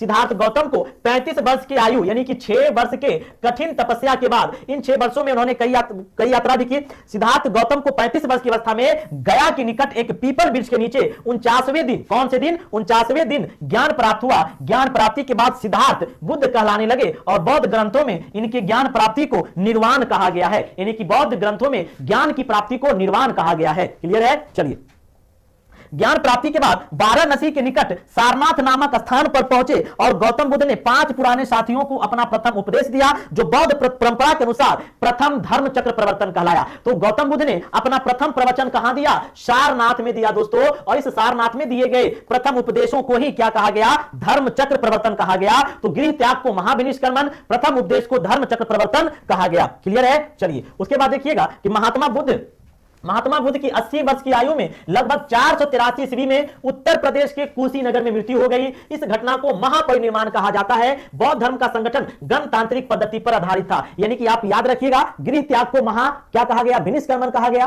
प्रथम उपदेश को धर्मचक्र प्रवर्तन कहा गया, ज्ञान प्राप्ति को निर्वाण कहा गया, और आप देखिएगा कि मृत्यु को महापरिनिर्वाण कहा गया, जो कि उत्तर प्रदेश के कुशीनगर में चुन नामक व्यक्ति से सुगर का मांस खाने से इनकी पेट में पीड़ा होती है, और पीड़ा के कारण इनकी क्या होती है, 483 ईस्वी में 80 वर्ष की आयु में मृत्यु हो जाती है। बुद्ध के जो प्रथम अनुयायी शासकों में शामिल थे वे बिंबिसार थे, अजातशत्रु थे, कलाशोक थे, अशोक थे तथा कनिष्क थे। और इनमें से आप देखिएगा कि अजातशत्रु, कलाशोक, अशोक, कनिष्क, इन चारों के समयों में बौद्ध संगीतियों का आयोजन किया गया है। अजातशत्रु के समय में देखिएगा प्रथम बौद्ध संगीति, कलाशोक के समय में द्वितीय बौद्ध संगीति, अशोक के समय में तृतीय बौद्ध संगीति और कनिष्क के समय में चतुर्थ बौद्ध संगीति करवाए गए थे। बौद्ध धर्म के दो प्रमुख संप्रदाय थे जिनका नाम था हीनयान और महायान। कई बार पूछा जाता है कि हीनयान तथा महायान किस धर्म के संप्रदाय थे। बौद्ध धर्म के दो प्रमुख संप्रदाय थे, हीनयान एवं महायान। हीनयान संप्रदाय के लोग एशिया में श्रीलंका, म्यांमार एवं जावा, इंडोनेशिया आदि स्थलों पर फैले हुए हैं, जबकि महायान संप्रदाय के लोग चीन, तिब्बत, मंगोलिया, जापान एवं दक्षिण कोरिया आदि देशों में वर्तमान में भी फैले हुए हैं। महात्मा बुद्ध ने अपने उपदेश पाली भाषा में दिए थे। किस भाषा में? पाली भाषा में दिए थे दोस्तों। क्लियर है? अब देखिएगा बौद्ध धर्म की प्रमुख संगीतियां जो सभाएं हुई थी इनके बारे में देखिएगा। ये हमारा संगीति है, वर्ष है, स्थान है, अध्यक्ष है और ये आपका शासक है। देखिएगा प्रथम जो बौद्ध संगीति हुई थी वह 483 ईस्वी पूर्व में राजगिरी में हुई थी। महाकश्यप इसकी अध्यक्षता किए थे और शासक अजातशत्रु के काल में। द्वितीय बौद्ध संगीति जो हुई थी 383 ईस्वी पूर्व में वैशाली में हुआ था, इसकी अध्यक्षता सवा कामी ने किया था और शासक कलाशोक थे। तृतीय बौद्ध संगीति जो हुआ था 250 ईस्वी पूर्व में पाटलिपुत्र में मोगलीपुत्र तिस्य के द्वारा किया गया था और शासक अशोक के काल में। कई बार आपका बीपीएससी के लिए इंपॉर्टेंट है क्योंकि यह पाटलिपुत्र में किया गया है, बिहार से संबंधित है। कई बार पूछा जाता है कि कौन सी बौद्ध संगीति का आयोजन बिहार के पाटलिपुत्र में किया गया था? तृतीय बौद्ध संगीति का आयोजन। चतुर्थ बौद्ध संगीति का आयोजन प्रथम शताब्दी में कुंडल वन में किया गया था, जिसकी अध्यक्षता वसुमित्र किए थे और इनकी जो शासक थे वह कनिष्क था। और यह चतुर्थ बौद्ध संगीति में ही बौद्ध धर्म का क्या होता है? विभाजन हो जाता है। चलिए अब है हमारा दूसरा है जैन धर्म। जैन धर्म की बात करते हैं तो देखिएगा जैन धर्म में कुल 24 तीर्थंकर हुए। इनमें प्रथम जो थे वह कौन थे? ऋषभदेव थे, जो प्रारंभिक वैदिक ऋषियों के समकालीन माने जाते हैं। यानी जैन धर्म के प्रथम तीर्थंकर कौन थे? ऋषभदेव थे और ऋषभदेव को ही जैन धर्म का संस्थापक माना जाता है। जैन धर्म के 23वें तीर्थंकर पार्श्वनाथ थे तथा 24वें तीर्थंकर महावीर हुए। याद रखिएगा 24वें तीर्थंकर महावीर हुए और महावीर को ही जैन धर्म का वास्तविक संस्थापक माना जाता है। इसके पश्चात इसे जैन धर्म के नाम से जाना गया। महावीर स्वामी ही जैन धर्म के वास्तविक संस्थापक माने जाते हैं। महावीर का जन्म 540 ईस्वी पूर्व में वैशाली के निकट कुंडग्राम नामक स्थान पर हुआ। 29 वर्ष की आयु में महावीर ने अपने भाई नंदीवर्धन से आज्ञा लेकर के गृह त्याग किया, है ना। किस वर्ष में? 29 वर्ष में गृह त्याग किया। और आप देखिएगा कि 12 वर्षों के लगातार कठोर तपस्या, 12 वर्षों के लगातार कठोर तपस्या और साधना के बाद 42 वर्षों की आयु में जुम्भिक ग्राम नामक स्थान पर रेजुपालिका नदी के तट पर उसे ज्ञान की प्राप्ति हुई और इसे कैवल्य कहा गया। और जिस दिन से ज्ञान प्राप्ति हुई महावीर को निर्ग्रंथ भी कहा जाने लगा। आगे देखिएगा महावीर की मृत्यु 72 वर्ष की आयु में 468 ईस्वी पूर्व में हुई। जैन धर्म के दो प्रमुख संप्रदाय थे जिसे दिगंबर और श्वेतांबर। दिगंबर जो नग्न अवस्था में रहते थे और श्वेतांबर जो श्वेत वस्त्र धारण करते थे, गृहस्थ जीवन व्यतीत करते थे। जैन धर्म में भी दो प्रमुख संगीतियां सभाएं हुई है, जिसमें पहली संगीति 300 ईस्वी पूर्व में स्थूलबद्ध की अध्यक्षता में पाटलिपुत्र में हुई, जबकि दूसरी संगीति सभा 512 ईस्वी में वल्लभी गुजरात में हुई। यानी कि पहली संगीति 300 ईस्वी पूर्व में हुई थी पाटलिपुत्र में, जिसकी अध्यक्षता स्थूलबद्ध ने किया था, और दूसरी संगीति 512 ईस्वी में हुआ था जो वल्लभी गुजरात में हुआ था। और दूसरी संगीति में ही जैन धर्म जो है वे दो संप्रदाय में बट गया था, श्वेतांबर और दिगंबर। श्वेतांबर जिसके जो नेता थे, जिनके जो गुरु थे, जो कह सकते हैं मेन लीडर थे, वह स्थूलभद्र थे और दिगंबर के जो नेता थे वे कौन थे? वे भद्रबाहु थे। चलिए उसके बाद आप देखिएगा महाजनपद काल यानी कि महाजनपद युग। बौद्ध अंगुत्तर निकाय से, यानी बौद्ध का जो अंगुत्तर निकाय है, इस अंगुत्तर निकाय से 6ठी शताब्दी ईस्वी पूर्व में 16 महाजनपद अस्तित्व का उल्लेख मिलता है। और यह कई बार आपके एग्जाम में पूछा गया है कि 16 महाजनपदों का उल्लेख सर्वप्रथम किससे मिलता है? तो यह अंगुत्तर निकाय से मिलता है। और प्रश्न यहां से भी पूछ लिए जाते हैं दोस्तों कि अंगुत्तर निकाय किस धर्म का प्रसिद्ध ग्रंथ है? तो यह बौद्ध धर्म का प्रसिद्ध ग्रंथ है। तो एक एक सेंटेंस से प्रश्न बन सकता है।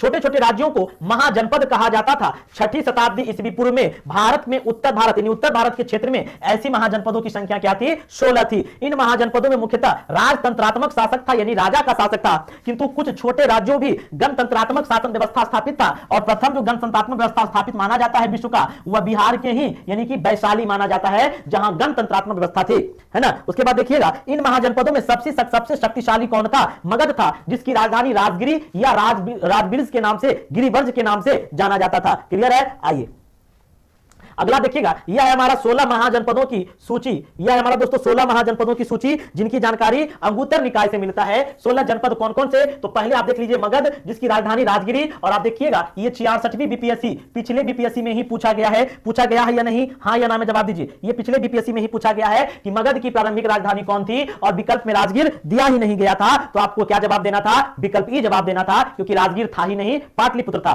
तो मगध की सबसे प्राचीनतम यह पहली राजधानी राजगिरी थी। काशी थी, अंग की चंपा, कौशल का वत्स, मल का कुशीनगर, वज्जी का वैशाली, वत्स का कौशांबी, कुरु का इंद्रप्रस्थ, पंचाल का कापिल्य, कंबोज का राजपुरा, गंधार का तक्षशिला, मत्स्य का विराटनगर, चेदी का शक्तिमणि, सूरसेन का मथुरा, असमक का पटना और अवंती का उज्जैन। अब इसमें से इंपॉर्टेंट कौन कौन से हैं जो आपके एग्जाम में पूछे जा सकते हैं, तो मैं आपको यहां पर वो भी बता दूंगा। एक आपका बीबीआई हो गया मगध, दूसरा आपका हो गया अंग, और उसके बाद हो गया कौशल, उसके बाद हो गया वज्जी, उसके बाद हो गया वत्स, उसके बाद हो गया आपका अवंती। ये आपका इंपॉर्टेंट है, जिसमें हमने टिक किया है, इसे आप जरूर याद कर लीजिए। प्रश्न आपके यहीं से पूछे जाएंगे। बाकी अगर मिलान करने संबंधित प्रश्न पूछे जाएंगे तो इतना आपको अगर याद रहेगा तो आप विकल्प को छांट करके मिला लीजिएगा। क्लियर है? चलिएगा, तो 16 महाजनपदों की सूची आपने देख लिया, जो कि कहां से मिलता है? अंगुत्तर निकाय से मिलता है। आइए अब देखते हैं उन 16 महाजनपदों में जो सबसे विशाल साम्राज्य था, यानी कि जो सबसे शक्तिशाली था, वह था मगध, जिसकी उत्पत्ति ईसा पूर्व 6ठी शताब्दी से माना जाता है। यानी कि 16 महाजनपदों में मगध ने अपनी भौतिक संसाधनों एवं श्रेष्ठ शासकों के कारण उन्नति की तथा अन्य राज्यों को विजित करके प्रमुख राज्य बन गया, जो कि 16 महाजनपदों में सबसे सर्वाधिक शक्तिशाली था। इनमें कई सारे वर्षों की स्थापना हुई, कई सारे शासक आए। यानी कि अगर देखा जाए तो 6ठी शताब्दी ईसा पूर्व में 16 महाजनपदों में एक मगध का उदय हुआ। बीपीएससी में यह भी पूछा गया है कि मगध का उत्कर्ष कब हुआ? 6ठी शताब्दी ईसा पूर्व में मगध का एक साम्राज्य के रूप में उदय हुआ। इसे भारत का प्रथम साम्राज्य भी माना जाता है, यानी भारत का प्रथम साम्राज्य मगध को माना जाता है। मगध का उत्कर्ष हर्यक वंश के शासक बिंबिसार 544 से 592 ईस्वी पूर्व के समय में प्रारंभ हुआ। हालांकि इससे पूर्व जरासंध वंश आते हैं, जिसके शासक कौन थे जल्दी से कमेंट करके बताइएगा, और उनके पुत्र कौन थे, है ना। लेकिन उनसे वास्तविक रूप से नहीं माना जाता है। मगध का उत्कर्ष हर्यक वंश के शासक बिंबिसार, जो 544 से 492 ईस्वी पूर्व माना जाता है, बिंबिसार ने गिरिवर्ज यानी राजगिरी को अपना राजधानी बनाकर मगध साम्राज्य की स्थापना की थी। याद रखिएगा, यानी कि मगध साम्राज्य के संस्थापक कौन माने जाते हैं? बिंबिसार माने जाते हैं, जो कि हर्यक वंश से संबंधित थे। आगे हम लोग पढ़ेंगे। क्लियर है? किस वंश से संबंधित थे? हर्यक वंश से संबंधित थे। और हर्यक वंश के संस्थापक कौन थे? बिंबिसार थे। देखिएगा, बिंबिसार हर्यक वंश का प्रथम शक्तिशाली शासक था। बिंबिसार की हत्या उसके पुत्र अजातशत्रु ने किया था। दोस्तों, अगर हम बात करते हैं हर्यक वंश की बात करते हैं, तो इस वंश के संस्थापक कौन थे? हमने क्या बताया? बिंबिसार इस वंश के संस्थापक थे, और इन्होंने ही मगध की क्या रखा? मगध साम्राज्य को बढ़ावा दिया, विकास किया, और इन्होंने ही राजधानी मगध की गिरिवर्ज यानी कि राजगिरी स्थापित की, और बिंबिसार की हत्या कर दिया इसके पुत्र कौन? अजातशत्रु। क्लियर है? और अजातशत्रु की हत्या कर दिया इसके पुत्र उदयन, जो पाटलिपुत्र के संस्थापक माने जाते हैं। तो इसलिए आप देखिएगा, बिंबिसार का बेटा उसका हत्या किया अजातशत्रु का बेटा हत्या किया उदयन। इसलिए हर्यक वंश को पितृहतात्मक वंश भी कहा जाता है। याद रखिएगा, पूछा जाता है कि किस वंश को पितृहतात्मक वंश कहा जाता है ना। किस वंश को पितृहतात्मक वंश कहा जाता है? हर्यक वंश को कहा जाता है। देखिएगा, अब बिंबिसार की हत्या के पश्चात उसका पुत्र अजातशत्रु मगध का शासक बनता है, जिसका कार्यकाल है 492 से 460 ईस्वी पूर्व। इसे कुनिक भी कहा जाता है, यानी अजातशत्रु का जो उपनाम था वह कुनिक था। प्रथम बौद्ध संगीति का आयोजन राजगिरी में अजातशत्रु के शासनकाल में ही हुआ था, जिसकी चर्चा हमने बौद्ध संगीति में किया था। आप देखिएगा, इसके बाद जो तीसरा शासक होता है वह उदयन होता है हर्यक वंश का, और उदयन के द्वारा ही पाटलिपुत्र नामक शहर की स्थापना की जाती है, जो वर्तमान में आप पटना देखते हैं। कई बार सवाल पूछा जाता है बीपीएससी में कि पाटलिपुत्र की स्थापना किसने किया था? जवाब बताइएगा। हर्यक वंश के बाद मगध पर शिशुनाग वंश का शासन प्रारंभ हुआ। इस वंश का मगध पर शासन 412 ईस्वी से 344 ईस्वी पूर्व तक रहा। शिशुनाग वंश का सबसे शक्तिशाली शासक जो है वह कालाशोक था। कालाशोक जिसका शासन 394 से 366 ईस्वी पूर्व तक था। इसी के शासनकाल में वैशाली में द्वितीय बौद्ध संगीति का आयोजन 383 ईस्वी पूर्व में हुआ था। कालाशोक के शासनकाल में, अजातशत्रु के शासनकाल में प्रथम बौद्ध संगीति और कलाशोक के शासनकाल में तृतीय बौद्ध संगीति का आयोजन किया गया था। उसके बाद देखिएगा दोस्तों कि शिशुनाग वंश के बाद मगध पर शक्तिशाली नंद वंश 344 से 322 ईस्वी पूर्व का शासन स्थापित किया। इस वंश का अंतिम शासक कौन था? धनानंद था। और इस नंद वंश के संस्थापक कौन थे? महापद्मनंद थे। और इसके अंतिम शासक धनानंद था। और यह जो धनानंद था दोस्तों, इसी के समय सिकंदर भारत पर आक्रमण किया था 326 ईस्वी पूर्व में। इसलिए धनानंद को सिकंदर के समकालीन माने जाते हैं। याद रखिएगा, पूछा जाता है कई बार कि किस भारतीय शासक को सिकंदर का समकालीन माना जाता है, तो धनानंद को सिकंदर का समकालीन माना जाता है, जो नंद वंश से थे। याद रखिएगा। और ये शिशुनाग नंद वंश के अंतिम शासक था।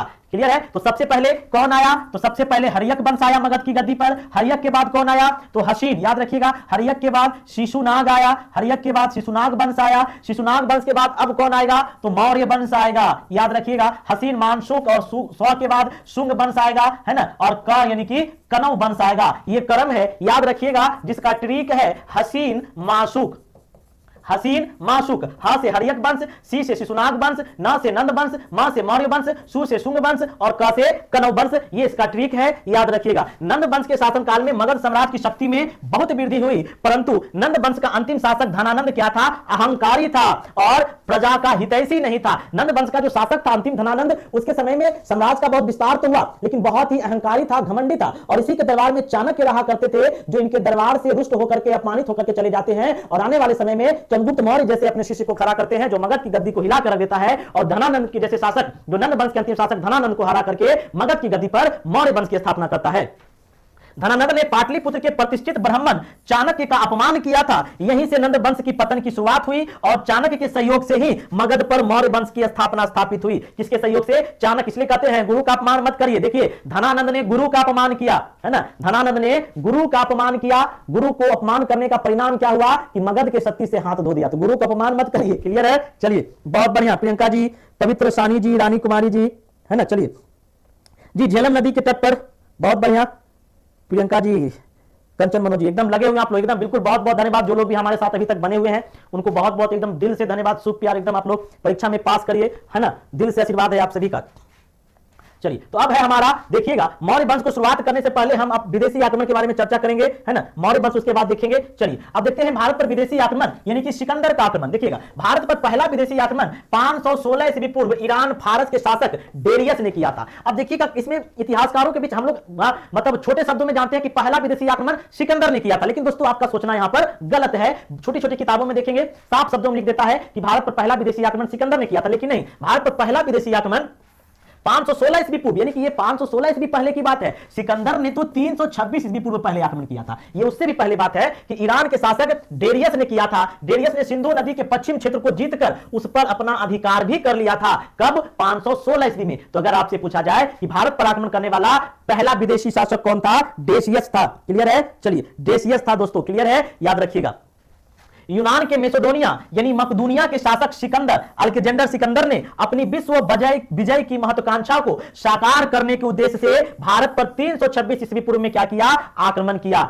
सिकंदर के आक्रमण के दौरान उत्तर पश्चिम भारत छोटे छोटे राज्यों यानी कबीलों में विभाजित था। भारत में सर्वप्रथम सिकंदर का सामना तक्षशिला के शासक आभी से हुआ, जो आंभी ने शीघ्र ही सिकंदर की अधीनता स्वीकार कर ली। यानी कि सिकंदर ने जब सबसे पहले भारत पर आक्रमण किया तो पहला सामना तक्षशिला के शासक आंभी से हुआ, लेकिन सिकंदर कहां विश्व विजेता, उसके सामने तक्षशिला के शासक आंभी ने शीघ्र ही अधीनता स्वीकार कर ली, है ना। चलिए, शीघ्र ही अधीनता क्या कर लिया? स्वीकार कर लिया। उसके बाद सिकंदर का भारत में सर्वाधिक महत्वपूर्ण युद्ध जो है पोरस यानी कि पूरो के साथ झेलम नदी के तट पर हुआ। इसी युद्ध को हाइड्रोस्पेस या हाइड्रोस्पेस का युद्ध कहा जाता है। इस युद्ध में भारतीय शासक पोरस यानी पुरु की क्या हुई? हार हुई। सिकंदर ने अपनी जीत के बावजूद पोरस पुरु की बहादुरी को देखते हुए उसका राज उसे वापस दे दिया। सलाम है पोरस को कि सिकंदर जैसे महान शासक, महान विजेता ने पोरस के साथ जब युद्ध किया तो उसकी बहादुरी को देखते हुए, उनके जीते हुए क्षेत्र को क्या किया, वापस कर दिया। सिकंदर की सेना ने ब्यास नदी के आगे बढ़ने से इनकार कर दिया, जिसके कारण उसे अपना भारत विजय का अभियान छोड़ना पड़ा। यानी कि अब सिकंदर का लक्ष्य था भारत को विजय करना, लेकिन उसके लिए ब्यास नदी को पार करना था जो काफी गहरी थी। सिकंदर की सेना ने इन नदियों को पार करने से मना कर दिया, इसलिए सिकंदर का भारत विजय का अभियान अधूरा रह गया। उसके बाद देखिएगा कि सिकंदर भारत में लगभग 19 महीना रहा। सिकंदर की मृत्यु भारत विजित प्रदेशों को अपने सेनापति फिलिप को सौंपकर वापस चल गया। यानी कि अपने जो सेनापति था उन्होंने अपने सेनापति फिलिप को जीते हुए क्षेत्र सौंपकर वापस चला गया और अपने देश मिसोडोनिया लौटते समय 323 ईस्वी पूर्व में मिस्र के अल्केजेंड्रिया नामक स्थान पर उनकी क्या हो गई, मृत्यु हो गई। 323 ईस्वी पूर्व में उनकी मृत्यु हो जाती है मिस्र के मिसोडोनिया नामक स्थान पर। क्लियर है। अब देखिए, अब आपका है मौर्य वंश का शासक। सिकंदर की मृत्यु हो गई, कहानी खत्म। अब मौर्य साम्राज्य है 323 ईस्वी से 184 ईस्वी पूर्व तक, बहुत ही लंबे समय तक इनका शासन रहा है हमारे भारत पर। अगर बात करते हैं मौर्य वंश के शासक, यानी पहले शासक चंद्रगुप्त मौर्य हुए 322 से 298, और ये प्रथम शासक यानी मौर्य वंश के संस्थापक भी माने जाते हैं। मौर्य वंश का संस्थापक चंद्रगुप्त मौर्य था, परंतु वह राजवंश से संबंधित नहीं था। वह राजवंश यानी क्षत्रिय नहीं था, किसी राजा का पुत्र नहीं था। वो तो एक मतलब योग्य बालक था जिन्होंने चाणक्य की सहायता से मौर्य वंश की स्थापना की थी।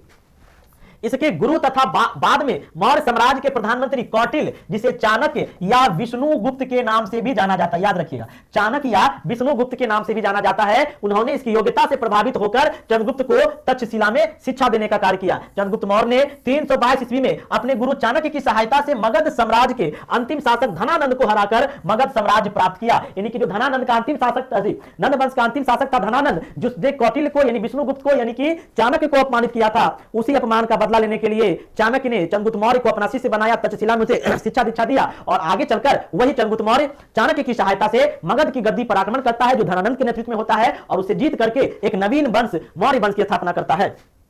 चंद्रगुप्त मौर्य चाणक्य ने सर्वप्रथम सेना एकत्र करके पश्चिमोत्तर भारत को यूनानियों से मुक्त करवाया। यानी कि पहले जो पश्चिमोत्तर भारत थे उसने उनसे यूनानियों को मुक्त करवाया।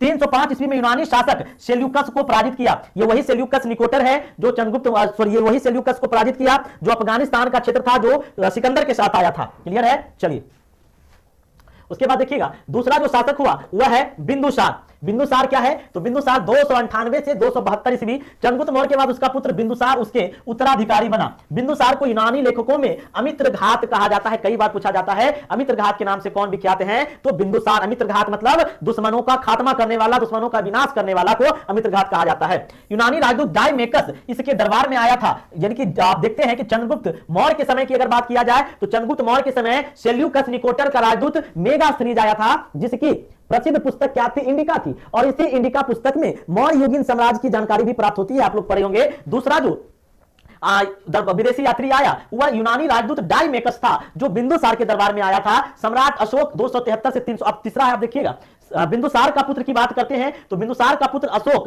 राज सिंहासन पर 273 ईस्वी पूर्व में बैठा। इसके शासनकाल का प्रारंभिक काल साम्राज्य विस्तार के लिए प्रसिद्ध था। यानी कि पहले चंद्रगुप्त मौर्य, फिर बिंदुसार और तीसरा अशोक, याद रखिएगा। उसके बाद देखिएगा अशोक ने अपने शासनकाल के 9वें वर्ष में, किसके वर्ष में, यह भी सवाल पूछा गया है कि अशोक ने अपने शासनकाल के किस वर्ष में कलिंग पर आक्रमण किया था, तो अपने शासनकाल के 9वें वर्ष पर कलिंग पर आक्रमण किया और विजयी हुआ। परंतु इस युद्ध में हुए भीषण नरसंहार ने अशोक को बौद्ध धर्म की ओर आकर्षित किया। अशोक उपगुप्त नामक बौद्ध धर्म भिक्षु से बौद्ध धर्म की दीक्षा ली। अशोक ने किस बौद्ध भिक्षु से शिक्षा ली थी, उपगुप्त नामक बौद्ध भिक्षु से क्या किया था, शिक्षा लिया था। क्लियर है। चलिए उसके बाद देखिएगा मौर्योत्तर काल। मौर्योत्तर काल की अगर बात करते हैं तो मौर्य वंश के पतन के पश्चात भारत की राजनीतिक एकता बिखर गई, किंतु आर्थिक एवं सांस्कृतिक दृष्टि से यह काल भारतीय इतिहास में उन्नति का काल रहा। यानी कि जो मौर्य वंश का जब पतन होता है तो मौर्य वंश उस समय सबसे प्रसिद्ध वंश था, एक शक्तिशाली साम्राज्यवादी वंश था, तो उनका जो पतन होता है तो भारत की राजनीतिक एकता कुछ समय के लिए बिखर जाती है। उसके बाद जो कुछ काल का कुछ वंशों की उत्पत्ति हुई वह है आपका शुंग वंश। शुंग वंश की बात करते हैं तो जो मौर्य वंश का अंतिम शासक होता है जिसका नाम है बृहदर्थ, इसी बृहदर्थ को हरा करके जो अंतिम मौर्य सम्राट बृहदर्थ है, उस बृहदर्थ को मार करके उसके सेनापति पुष्यमित्र शुंग, यानी कि बृहदर्थ का सेनापति ही पुष्यमित्र शुंग होता है, और उसी को मार करके आप देखिएगा 187 ईस्वी पूर्व में शुंग वंश के शासन की स्थापना करता है। यानी कि शुंग वंश की स्थापना कौन करता है, पुष्यमित्र शुंग। माना जाता है कि ये ब्राह्मण था, पुरोहित था, इसके में भी विवाद है ना। तो चलिएगा बृहदर्थ कौन था, मौर्य वंश का अंतिम शासक था जिसकी हत्या पुष्यमित्र शुंग ने किया, और मगध पर यानी कि आप देख सकते हैं मगध की सत्ता पर एक नवीन राज्य के वंश की स्थापना की जिसे शुंग वंश के नाम से जाना जाता है। अब देखिएगा पुष्यमित्र का शासनकाल ब्राह्मण धर्म एवं कला तथा संस्कृति के उत्थान का काल था, क्योंकि इसे ब्राह्मण माना गया है, याद रखिएगा। उसके बाद देखिएगा अगर बात किया जाए दोस्तों, है ना, इस पुष्यमित्र शुंग की बात किया जाए तो ये पुष्यमित्र शुंग ही थे, पुष्यमित्र शुंग जो कि शुंग वंश के संस्थापक थे, जिन्होंने कौन सा यज्ञ किया था? 2 बार अश्वमेध यज्ञ किया था। सबसे प्रथम शासक जिन्होंने 2 बार क्या किया था? अश्वमेध यज्ञ किया था। इनके द्वारा 2 बार अश्वमेध यज्ञ किया गया था। किसके द्वारा? शुंग वंश के संस्थापक पुष्यमित्र शुंग के द्वारा। इन्हीं के समय पतंजलि नामक जो आप देखते हैं व्यक्ति रहा करते थे, जो योग के प्रवर्तक थे, पतंजलि नामक विद्वान शुंग वंश के ही दरबारी थे, जो किसके थे? पुष्यमित्र शुंग के। इस काल के ही जो प्राचीन ग्रंथ हैं वह मनु स्मृति है, याद रखिएगा। और कई बार पूछा जाता है कि मनु स्मृति किस काल के प्राचीन ग्रंथ हैं? तो ये शुंग काल के प्राचीन ग्रंथ हैं, जो सबसे प्रमाणित और प्राचीन ग्रंथ हैं मनु स्मृति, याद रखिएगा। ये शुंग काल के क्या हैं? प्राचीन ग्रंथ हैं। देखिए अब दूसरा है दोस्तों कनव वंश। कनव वंश देखिएगा तो अंतिम शुंग शासक जो होता है देवभूति होता है। शुंग वंश की जो अंतिम शासक देवभूति, उसकी हत्या के बाद सेनापति वासुदेव ने 75 ईस्वी में कनव वंश की स्थापना करता है, यानी कि कनव वंश की स्थापना वासुदेव करता है, याद रखिएगा। कनव वंश के द्वारा ज्यादा कुछ कार्य नहीं किया जाता, इस इतिहास में उनका इतना योगदान नहीं माना जाता है। अगला देखिएगा सातवाहन वंश है। सबसे पहले तो याद रखिएगा इसे आंध्र वंश भी कहा जाता है, आंध्र वंश भी कहा जाता है। सातवाहन वंश ब्राह्मण वंश था। ये क्या था? ब्राह्मण वंश था, जिसे आंध्र भृत्य भी कहा जाता है, याद रखिएगा, आंध्र भृत्य भी कहा जाता है। दक्कन के क्षेत्र में इस वंश का प्रभुत्व था, यानी जो दक्कन का एरिया है उस क्षेत्र में इसका प्रभुत्व था। सातवाहन वंश का सर्वश्रेष्ठ एवं सुप्रसिद्ध शासक कौन था? गौतमी का पुत्र सत्यकर्णी था। यह जो वंश था, ये इस वंश की सबसे प्रमुख विशेषता की थी कि इनके जो आने वाले शासक होते थे उनके नाम माता के नाम से जुड़ा हुआ होता था। हालांकि सत्ता जो थी, राज्य की जो प्रधानता थी, पितृसत्तात्मक थी, लेकिन आने वाले शासक का नाम अपनी माता से जुड़ा होता था। जैसे गौतमी का पुत्र गौतमी सत्यकर्णी था, जो कि इस वंश का सबसे शक्तिशाली शासक था। इसने शक, पहलव एवं यवनों को पराजित करके अपने साम्राज्य का विस्तार किया। ये गौतमी पुत्र सतकर्णी बहुत पराक्रम शासक था। इन्होंने शक, पल्लव और यवनों को पराजित करके अपने साम्राज्य यानी सातवाहन वंश का विस्तार किया। सातवाहनों के पश्चात दक्षिण भारत में वकाटक वंश का प्रभुत्व रहा। इस वंश का संस्थापक विंध्य शक्ति था, यानी वकाटक वंश का संस्थापक कौन था? विंध्य शक्ति था। ये संस्थापक जरूर याद रखिएगा दोस्तों, पूछ लिया जाता है। चलिए उसके बाद देखिएगा शक के बारे में देखिएगा। शक वंश भारत में सर्वप्रथम तक्षशिला में शक शासक मोग का उल्लेख मिलता है। कहां मिलता है? तक्षशिला में शक शासक मोग का उल्लेख मिलता है। यूनानियों के बाद शक ऐसे दूसरे विदेशी शासक थे जो भारत आए, यानी कि अगर विदेशों से भारत आने वाले शासक की बात किया जाए तो सबसे पहले यूनानी शासक थे, जिसे हिंद यूनानी कहा गया है। सबसे पहले जो आए उसका नाम क्या है? हिंद यूनानी थे। और हिंद यूनानियों के द्वारा ही सर्वाधिक सोने का सिक्का जारी किया था, याद रखिएगा। सर्वाधिक सोने का सिक्का किसने जारी किया था? हिंद यूनानियों के द्वारा किया गया था। क्लियर है? चलिए अब देखिएगा कि उसके बाद यूनानियों के बाद शक, यूनानी के बाद जो आए वह शक आए, और ये दूसरे विदेशी शासक थे जो भारत आए। शकों की बात किया जाए तो शकों की 2 शाखाएं थी, एक तक्षशिला एवं मथुरा के उत्तर में और दूसरी महाराष्ट्र एवं उज्जैन के पश्चिम में।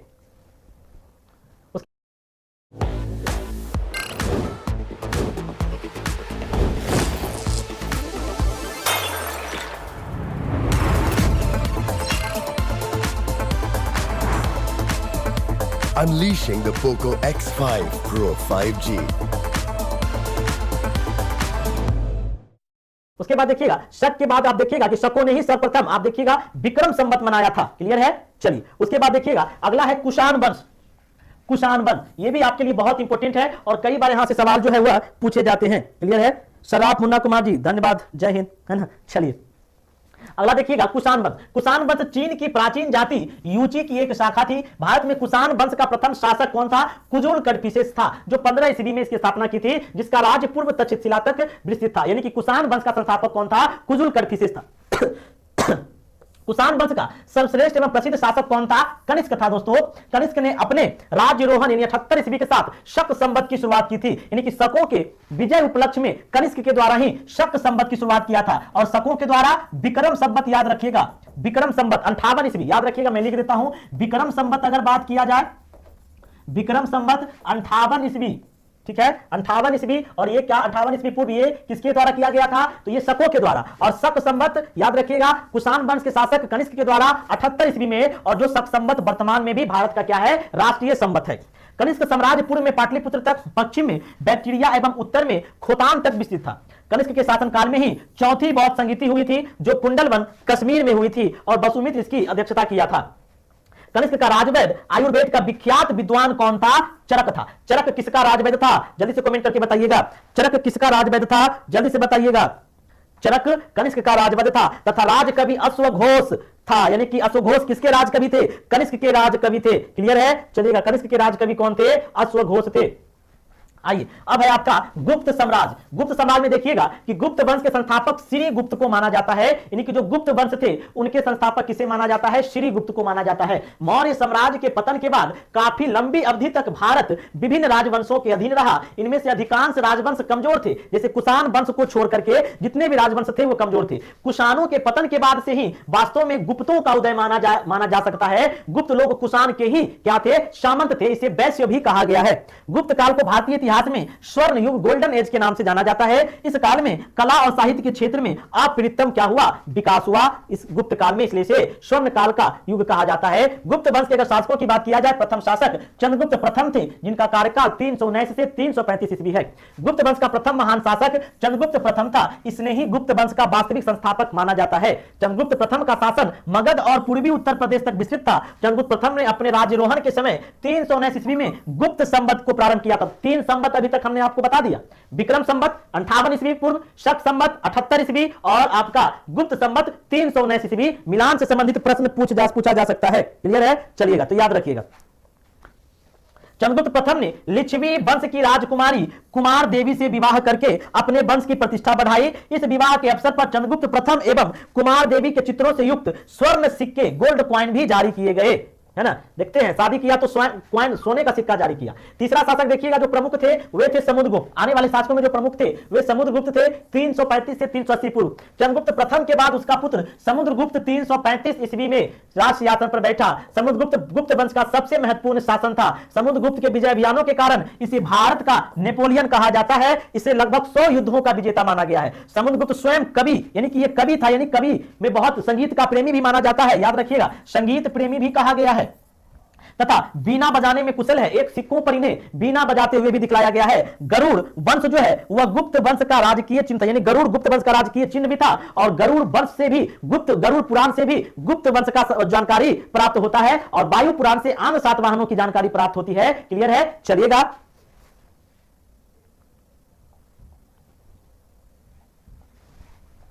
अगला है देखिएगा चंद्रगुप्त द्वितीय। नेक्स्ट है आपका चंद्रगुप्त द्वितीय 380 से 412 ईस्वी में, और इसे विक्रमादित्य के नाम से भी जाना जाता है। अपने पिता समुद्रगुप्त की मृत्यु के पश्चात चंद्रगुप्त द्वितीय 380 ईस्वी में गुप्त साम्राज्य का शासक बना। चंद्रगुप्त द्वितीय भी अपने पिता की तरह भारत के महानतम सम्राटों में से एक माना जाता है। वह भी एक महान साम्राज्य निर्माता था। चंद्रगुप्त द्वितीय ने शकों पर विजय के पश्चात विक्रमादित्य की उपाधि धारण किया था। शकों पर विजय के पश्चात चंद्रगुप्त द्वितीय ने किसकी उपाधि धारण किया था? विक्रमादित्य की उपाधि धारण किया था। क्लियर है? चलिएगा, उसके बाद देखिएगा चंद्रगुप्त द्वितीय ने शकों के अतिरिक्त उत्तर दक्षिण भारत में भी कई राजाओं को पराजित करके बंगाल, मालवा, गुजरात, सिंध, उत्तर पश्चिम क्षेत्र एवं विंध्य के दक्षिण तक अपने साम्राज्य का विस्तार किया। शकों पर अपनी विजय के पश्चात चंद्रगुप्त द्वितीय ने चांदी के सिक्के जारी किए थे। शकों पर विजय के उपलक्ष्य कौन सा सिक्के जारी किए? चांदी के सिक्के जारी किए थे चंद्रगुप्त द्वितीय ने, है ना। उसके बाद देखिएगा दिल्ली में कुतुब मीनार के निकट महरौली में स्थापित लौह स्तंभ में उल्लेखित राजा चंद्र, यानी कि चंद्रगुप्त द्वितीय था, इसी के द्वारा यह स्तंभ बनाया गया था। चंद्रगुप्त द्वितीय का शासनकाल उसकी विजयों के कारण नहीं बल्कि कला एवं साहित्य के क्षेत्र में विशेष उन्नति एवं प्रगति के कारण जाना जाता है। इसके दरबार में विद्वानों की मंडली रहती थी, जिनमें प्रमुख कौन थे? कालिदास थे। याद रखिएगा, इनके जो दरबार थे उनमें विद्वानों की बहुत मंडली रहती थी, जिसमें कालिदास, धवंतरी, जो प्रसिद्ध चिकित्सक थे, अमर सिंह आदि, जिसे जो नवरत्न कहलाते थे। चंद्रगुप्त द्वितीय के दरबारी कवि कालिदास को भारत का शेक्सपियर भी कहा गया है। प्रसिद्ध चीनी यात्री फाहियान चंद्रगुप्त द्वितीय के शासनकाल में 399 ईस्वी से 414 ईस्वी के मध्य भारत आया था। फाहियान ने राज्य की संपन्नता, नैतिकता, धार्मिकता के बारे में विस्तार से विवेचन किया है। चंद्रगुप्त द्वितीय के शासन के दौरान पाटलिपुत्र तथा उज्जैनी विद्या के 2 प्रमुख केंद्र थे। उज्जैनी चंद्रगुप्त द्वितीय की दूसरी राजधानी थी, है ना। उसके बाद देखिएगा अस्कंदगुप्त के बारे में बात करते हैं। कुमार गुप्त की मृत्यु के बाद, ये वही कुमार गुप्त है जिनके द्वारा नालंदा विश्वविद्यालय की स्थापना की गई थी। कुमार गुप्त की मृत्यु के पश्चात उसका पुत्र अस्कंदगुप्त गुप्त साम्राज्य का शासक बना। अस्कंदगुप्त ने 100 राजाओं की स्वामी की उपाधि धारण की। 100 राजाओं की स्वामी। गुप्त वंश का अंतिम महत्वपूर्ण शासक इसे माना जाता है, क्योंकि इनके संबंध में ही गुप्त वंश कि क्या हो गए? शासक कमजोर होते चले गए हैं और अस्कंदगुप्त के द्वारा ही हुन आक्रमण को विफल किया गया था। इन हुनों को कौन पराजित किया था? ये अस्कंदगुप्त ने ही हुनों को पराजित किया था। याद रखिएगा, अस्कंदगुप्त के शासन काल में ही हुनों का आक्रमण हुआ था और इसे सफलतापूर्वक क्या किया गया था? अस्कंदगुप्त के द्वारा दबाया गया था। क्लियर है? चलिए, अब ज्यादा नहीं है, थोड़ा सा है, देख लीजिए। वर्धन वंश है, वर्धन वंश की बात करते हैं। देखिएगा, हर्षवर्धन, हर्षवर्धन इस वंश के सर्वश्रेष्ठ प्रसिद्ध शासक था। हर्षवर्धन का संपूर्ण उत्तर भारत पर प्रभुत्व था, परंतु विंध्य पर्वत के दक्षिण में इसका विस्तार चालुक्य वंश के पुलकेशिन द्वितीय से पराजित होने पर रुक गया था, यानी कि पुलकेशिन द्वितीय से पराजित होने के बाद रुक गया था। हर्षवर्धन ने बौद्ध धर्म को महायान शरण को संरक्षण प्रदान किया था, यानी कि वो महायान शाखा से जुड़ा हुआ था। हर्षवर्धन को शिलादित्य के नाम से भी जाना जाता है। हर्षवर्धन ने बाद में कन्नौज को अपनी राजधानी बनाया था, यानी हर्षवर्धन बाद में कौन सी राजधानी बनाया? कन्नौज में। उसके बाद देखिएगा, हर्षवर्धन एक साहित्यकार भी था। उसके द्वारा लिखित प्रमुख रचनाएं निम्नलिखित है: प्रियदर्शिका, रत्नावली, नागानंदन। एकदम VVI है दोस्तों, कई बार पूछा जाता है। प्रियदर्शिका, रत्नावली और नागानंदन, ये हर्षवर्धन है दोस्तों। और इसके जो दरबारी कवि थे वो बाणभट्ट थे, याद रखिएगा। हर्षचरित्र तथा कादंबरी का लेखक बाणभट्ट हर्ष का राज कवि था, यानी कि जो हर्षचरित्र और कादंबरी लिखा है वो बाणभट्ट के द्वारा लिखा गया है, जो किसके दरबारी कवि थे? हर्षवर्धन के थे। चीनी यात्री हुएनसोंग ने भी हर्षवर्धन के शासनकाल में ही भारत आया था। हर्षवर्धन संपूर्ण एवं एकीकृत उत्तर भारत का अंतिम हिंदू शासक था, याद रखिएगा। हर्ष के बाद तथा दिल्ली सल्तनत की स्थापना से पहले लगभग 4 शताब्दियों तक का काल भारत छोटे छोटे राज्यों एवं राजवंशों द्वारा शक्ति सत्ता प्राप्त करने के लिए संघर्ष करता रहा, इसलिए इसे संघर्ष का काल भी माना जाता है। क्लियर है? चलिए, अगला है, देखिएगा, अगला है कि हर्षवर्धन एक साहित्यकार भी था। उसके द्वारा लिखित प्रमुख रचना, ये तो हो ही गया, ये तो करवा दिए। अब नेक्स्ट है दोस्तों पाल वंश। पाल वंश जिसके संस्थापक कौन थे? गोपाल थे। इस वंश की स्थापना बंगाल में लगभग 750 ईस्वी में गोपाल नामक व्यक्ति ने किया था। गोपाल का पुत्र धर्मपाल 717 से 810 ईस्वी में पाल वंश का प्रतापी शासक था। धर्मपाल बौद्ध धर्म का अनुयायी था। इसने विक्रमशिला बौद्ध विश्वविद्यालय की स्थापना किया था। विक्रमशिला महाविहार की स्थापना किसने किया था? धर्मपाल ने किया था। धर्मपाल के बाद पाल वंश के दुर्बल शासक हुए, जिनके प्रतिहारों एवं राष्ट्रकूटों से युद्ध होते रहे, जिसे त्रिपक्षीय संघर्ष कहा गया। और पाल वंश का अधिकतम जो समय है वो यही त्रिपक्षीय संघर्षों में बीतता चला गया। अगला है, देखिएगा, गुर्जर प्रतिहार वंश। गुर्जर प्रतिहार वंश की बात किया जाए, इस वंश का संस्थापक नागभट्ट प्रथम था। 735 से 760 ईस्वी था। इस वंश ने 8वीं शताब्दी में सिंध की ओर से होने वाले अरब आक्रमणों को रोकने का सफल प्रयास किया था। यानी कि अब देखिए मध्यकालीन भारत की शुरुआत होना शुरू हो गया है, अरबों का आक्रमण होना शुरू हो गया है। अरब ने आक्रमण किया गुर्जर प्रतिहार वंश के संस्थापक नागभट्ट पर, लेकिन वह सफल नहीं हो पाया। नागभट्ट द्वितीय ने 805 से 833 ईस्वी में कन्नौज पर अधिकार करके इसे अपनी राजधानी बनाया। प्रतिहार वंश का सबसे प्रतापी शासक मिहिर भोज था। सबसे प्रतापी शासक कौन था? मिहिर भोज था। अगला है, देखिएगा, राष्ट्रकूट वंश। राष्ट्रकूट वंश की बात करते हैं तो राष्ट्रकूट वंश की स्थापना दंती दुर्ग ने चालुक्यों को पराजित करके किया था। राष्ट्रकूट वंश की राजधानी मान्यखेत यानी कि महाराष्ट्र थी। VVI है दोस्तों। राष्ट्रकूट का प्रथम महान व शक्तिशाली शासक ध्रुव 780 से 794 ईस्वी था। इसने त्रिकोणात्मक संघर्ष, जिसे त्रिपक्षीय संघर्ष कहा जाता है, में भाग लेकर प्रतिहारों एवं पालों को हराया था। जो त्रिपक्षीय संघर्ष था, पाल, प्रतिहार और राष्ट्रकूट, इसमें राष्ट्रकूट ने भाग लेकर के दोनों को हराया था। राष्ट्रकूट का अंतिम महान शासक कृष्ण तृतीय था। क्लियर है? चलिए आगे देखिएगा, राजपूत वंश। चलिए, राजपूत वंश की बात किया जाए तो आप देख सकते हैं कि हर्षवर्धन के पश्चात उत्तर भारत में अधिकांश राज्यों पर राजपूतों का प्रभुत्व स्थापित हुआ। राजपूत का अर्थ होता है कबीला अथवा समुदाय, जिसके सदस्यों ने स्वयं को क्षत्रिय कहते हुए सूर्यवंशी घोषित किया। कुछ विद्वानों ने राजपूतों का उदय गुर्जर से संबंधित माना है। प्रमुख राजपूत वंश थे, आप देखते हैं, मेवाड़ के गहलोत, सिसोदिया, मरवाड़ के राठौर, पश्चिमी राजस्थान के गुर्जर प्रतिहार, मालवा के परमार एवं दिल्ली के तोमर। पृथ्वीराज तृतीय चौहान वंश, राणा सांगा, राणा प्रताप, सिसोदिया वंश, ये सभी कौन थे? राजपूत वंश के प्रमुख शासक थे। क्लियर है? दक्षिण भारत में 3री शताब्दी के लगभग का इतिहास संगम युग के नाम से जाना जाता है। इस काल में सुदूर दक्षिण में चोल, चेर एवं पांडे वंश का शासन था। गुप्त काल के पश्चात पुनः दक्षिण भारत में शक्तिशाली राजवंशों का उदय हुआ, जिनमें पल्लव वंश, चालुक्य वंश एवं चोल वंश क्या थे? प्रमुख थे। उसके बाद देखिएगा पल्लव वंश।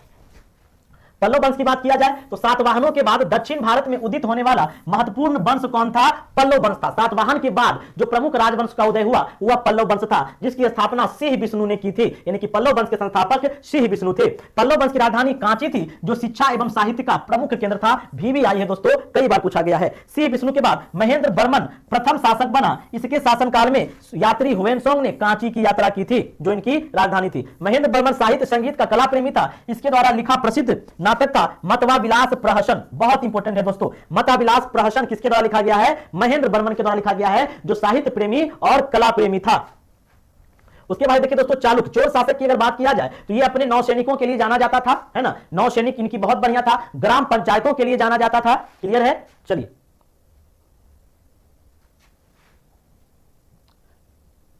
चालुक्य वंश की बात करते हैं। तो चालुक्य वंश का संस्थापक पुलकेशिन प्रथम को माना जाता है। पुलकेशिन द्वितीय 611 से 654 ईस्वी इस वंश का श्रेष्ठ और प्रसिद्ध शासक था। चालुक्य वंश का प्रसिद्ध शासक कौन था? जल्दी से कमेंट करके बताइएगा। चालुक्य वंश का सबसे प्रसिद्ध शासक कौन था? जल्दी से बताइएगा। चालुक्य वंश का सबसे प्रसिद्ध शासक कौन था? जल्दी से बताइएगा। ये XYZ इनफ वॉच क्या क्या भेज रही है ना, ये सब मत भेजिए, ठीक है। चलिए चालुक्य वंश की राजधानी वतापी यानी कि बदामी थी, और कई बार पूछा गया है BBI कि चालुक्य वंश की राजधानी कहां थी? वतापी थी, जिसे बदामी कहा जाता था। BBI ये नोट कर लीजिएगा। बाद में इस वंश की एक अन्य शाखा कल्याणी यानी महाराष्ट्र में तैलप द्वितीय ने स्थापित की थी। इस शाखा का प्रसिद्ध शासक विक्रमादित्य चतुर्थ हुआ। चलिए उसके बाद दोस्तों चोल वंश, चोल वंश से भी सवाल पूछा जाता है। संगम काल के बाद पुनः चोलों का उत्थान 9वीं शताब्दी में विजयालय ने किया था। यानी कि चोल वंश के संस्थापक कौन थे? विजयालय थे, याद रखिएगा। चोल वंश के गोलू कुमार आप कहां से हैं? जी सर हम लखीसराय से हैं।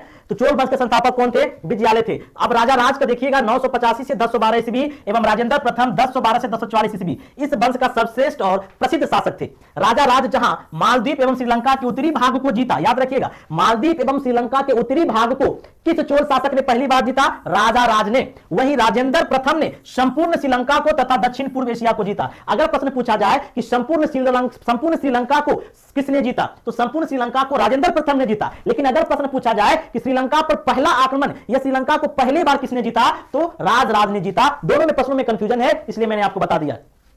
राजेंद्र की सेना ने दक्षिण से उत्तर की ओर अभियान करते हुए बंगाल में गंगा नदी तक अभियान किया, याद रखिएगा। और जो चोल थे दोस्तों, ये अपने ग्राम पंचायतों और नौसैनिकों के लिए क्या किए जाते थे? जाने जाते थे। इनकी जो नौसैनिक शक्ति थी वो बहुत बढ़िया थी, और इनकी जो ग्राम पंचायती व्यवस्था था, ग्राम प्रशासनिक व्यवस्था थी, वह भी बहुत बड़ा उल्लेखनीय था। तो ये हमारा एनसीईआरटी का सीरीज था, जो कि हमने आपको पहले बताया था कि यह सीरीज हमारा टू द पॉइंट सीरीज था, यानी कि वैसे तथ्यों को ही शामिल किया गया है जो इंपोर्टेंट है। तो हमारा एनसीईआरटी का सीरीज आज प्राचीन भारत का इतिहास समाप्त हो गया है। कल हम लोग मध्यकालीन भारत की शुरुआत करेंगे। क्लियर है? आप लोग 9 बजे से अपने समय से इस कक्षा में उपस्थित रहेंगे। कल हम लोग मध्यकालीन भारत से जुड़े हुए तथ्यों की जानकारी यहां पे प्राप्त करेंगे। तो कैसा लगा आज की क्लास? जल्दी से बताइएगा। क्लियर है?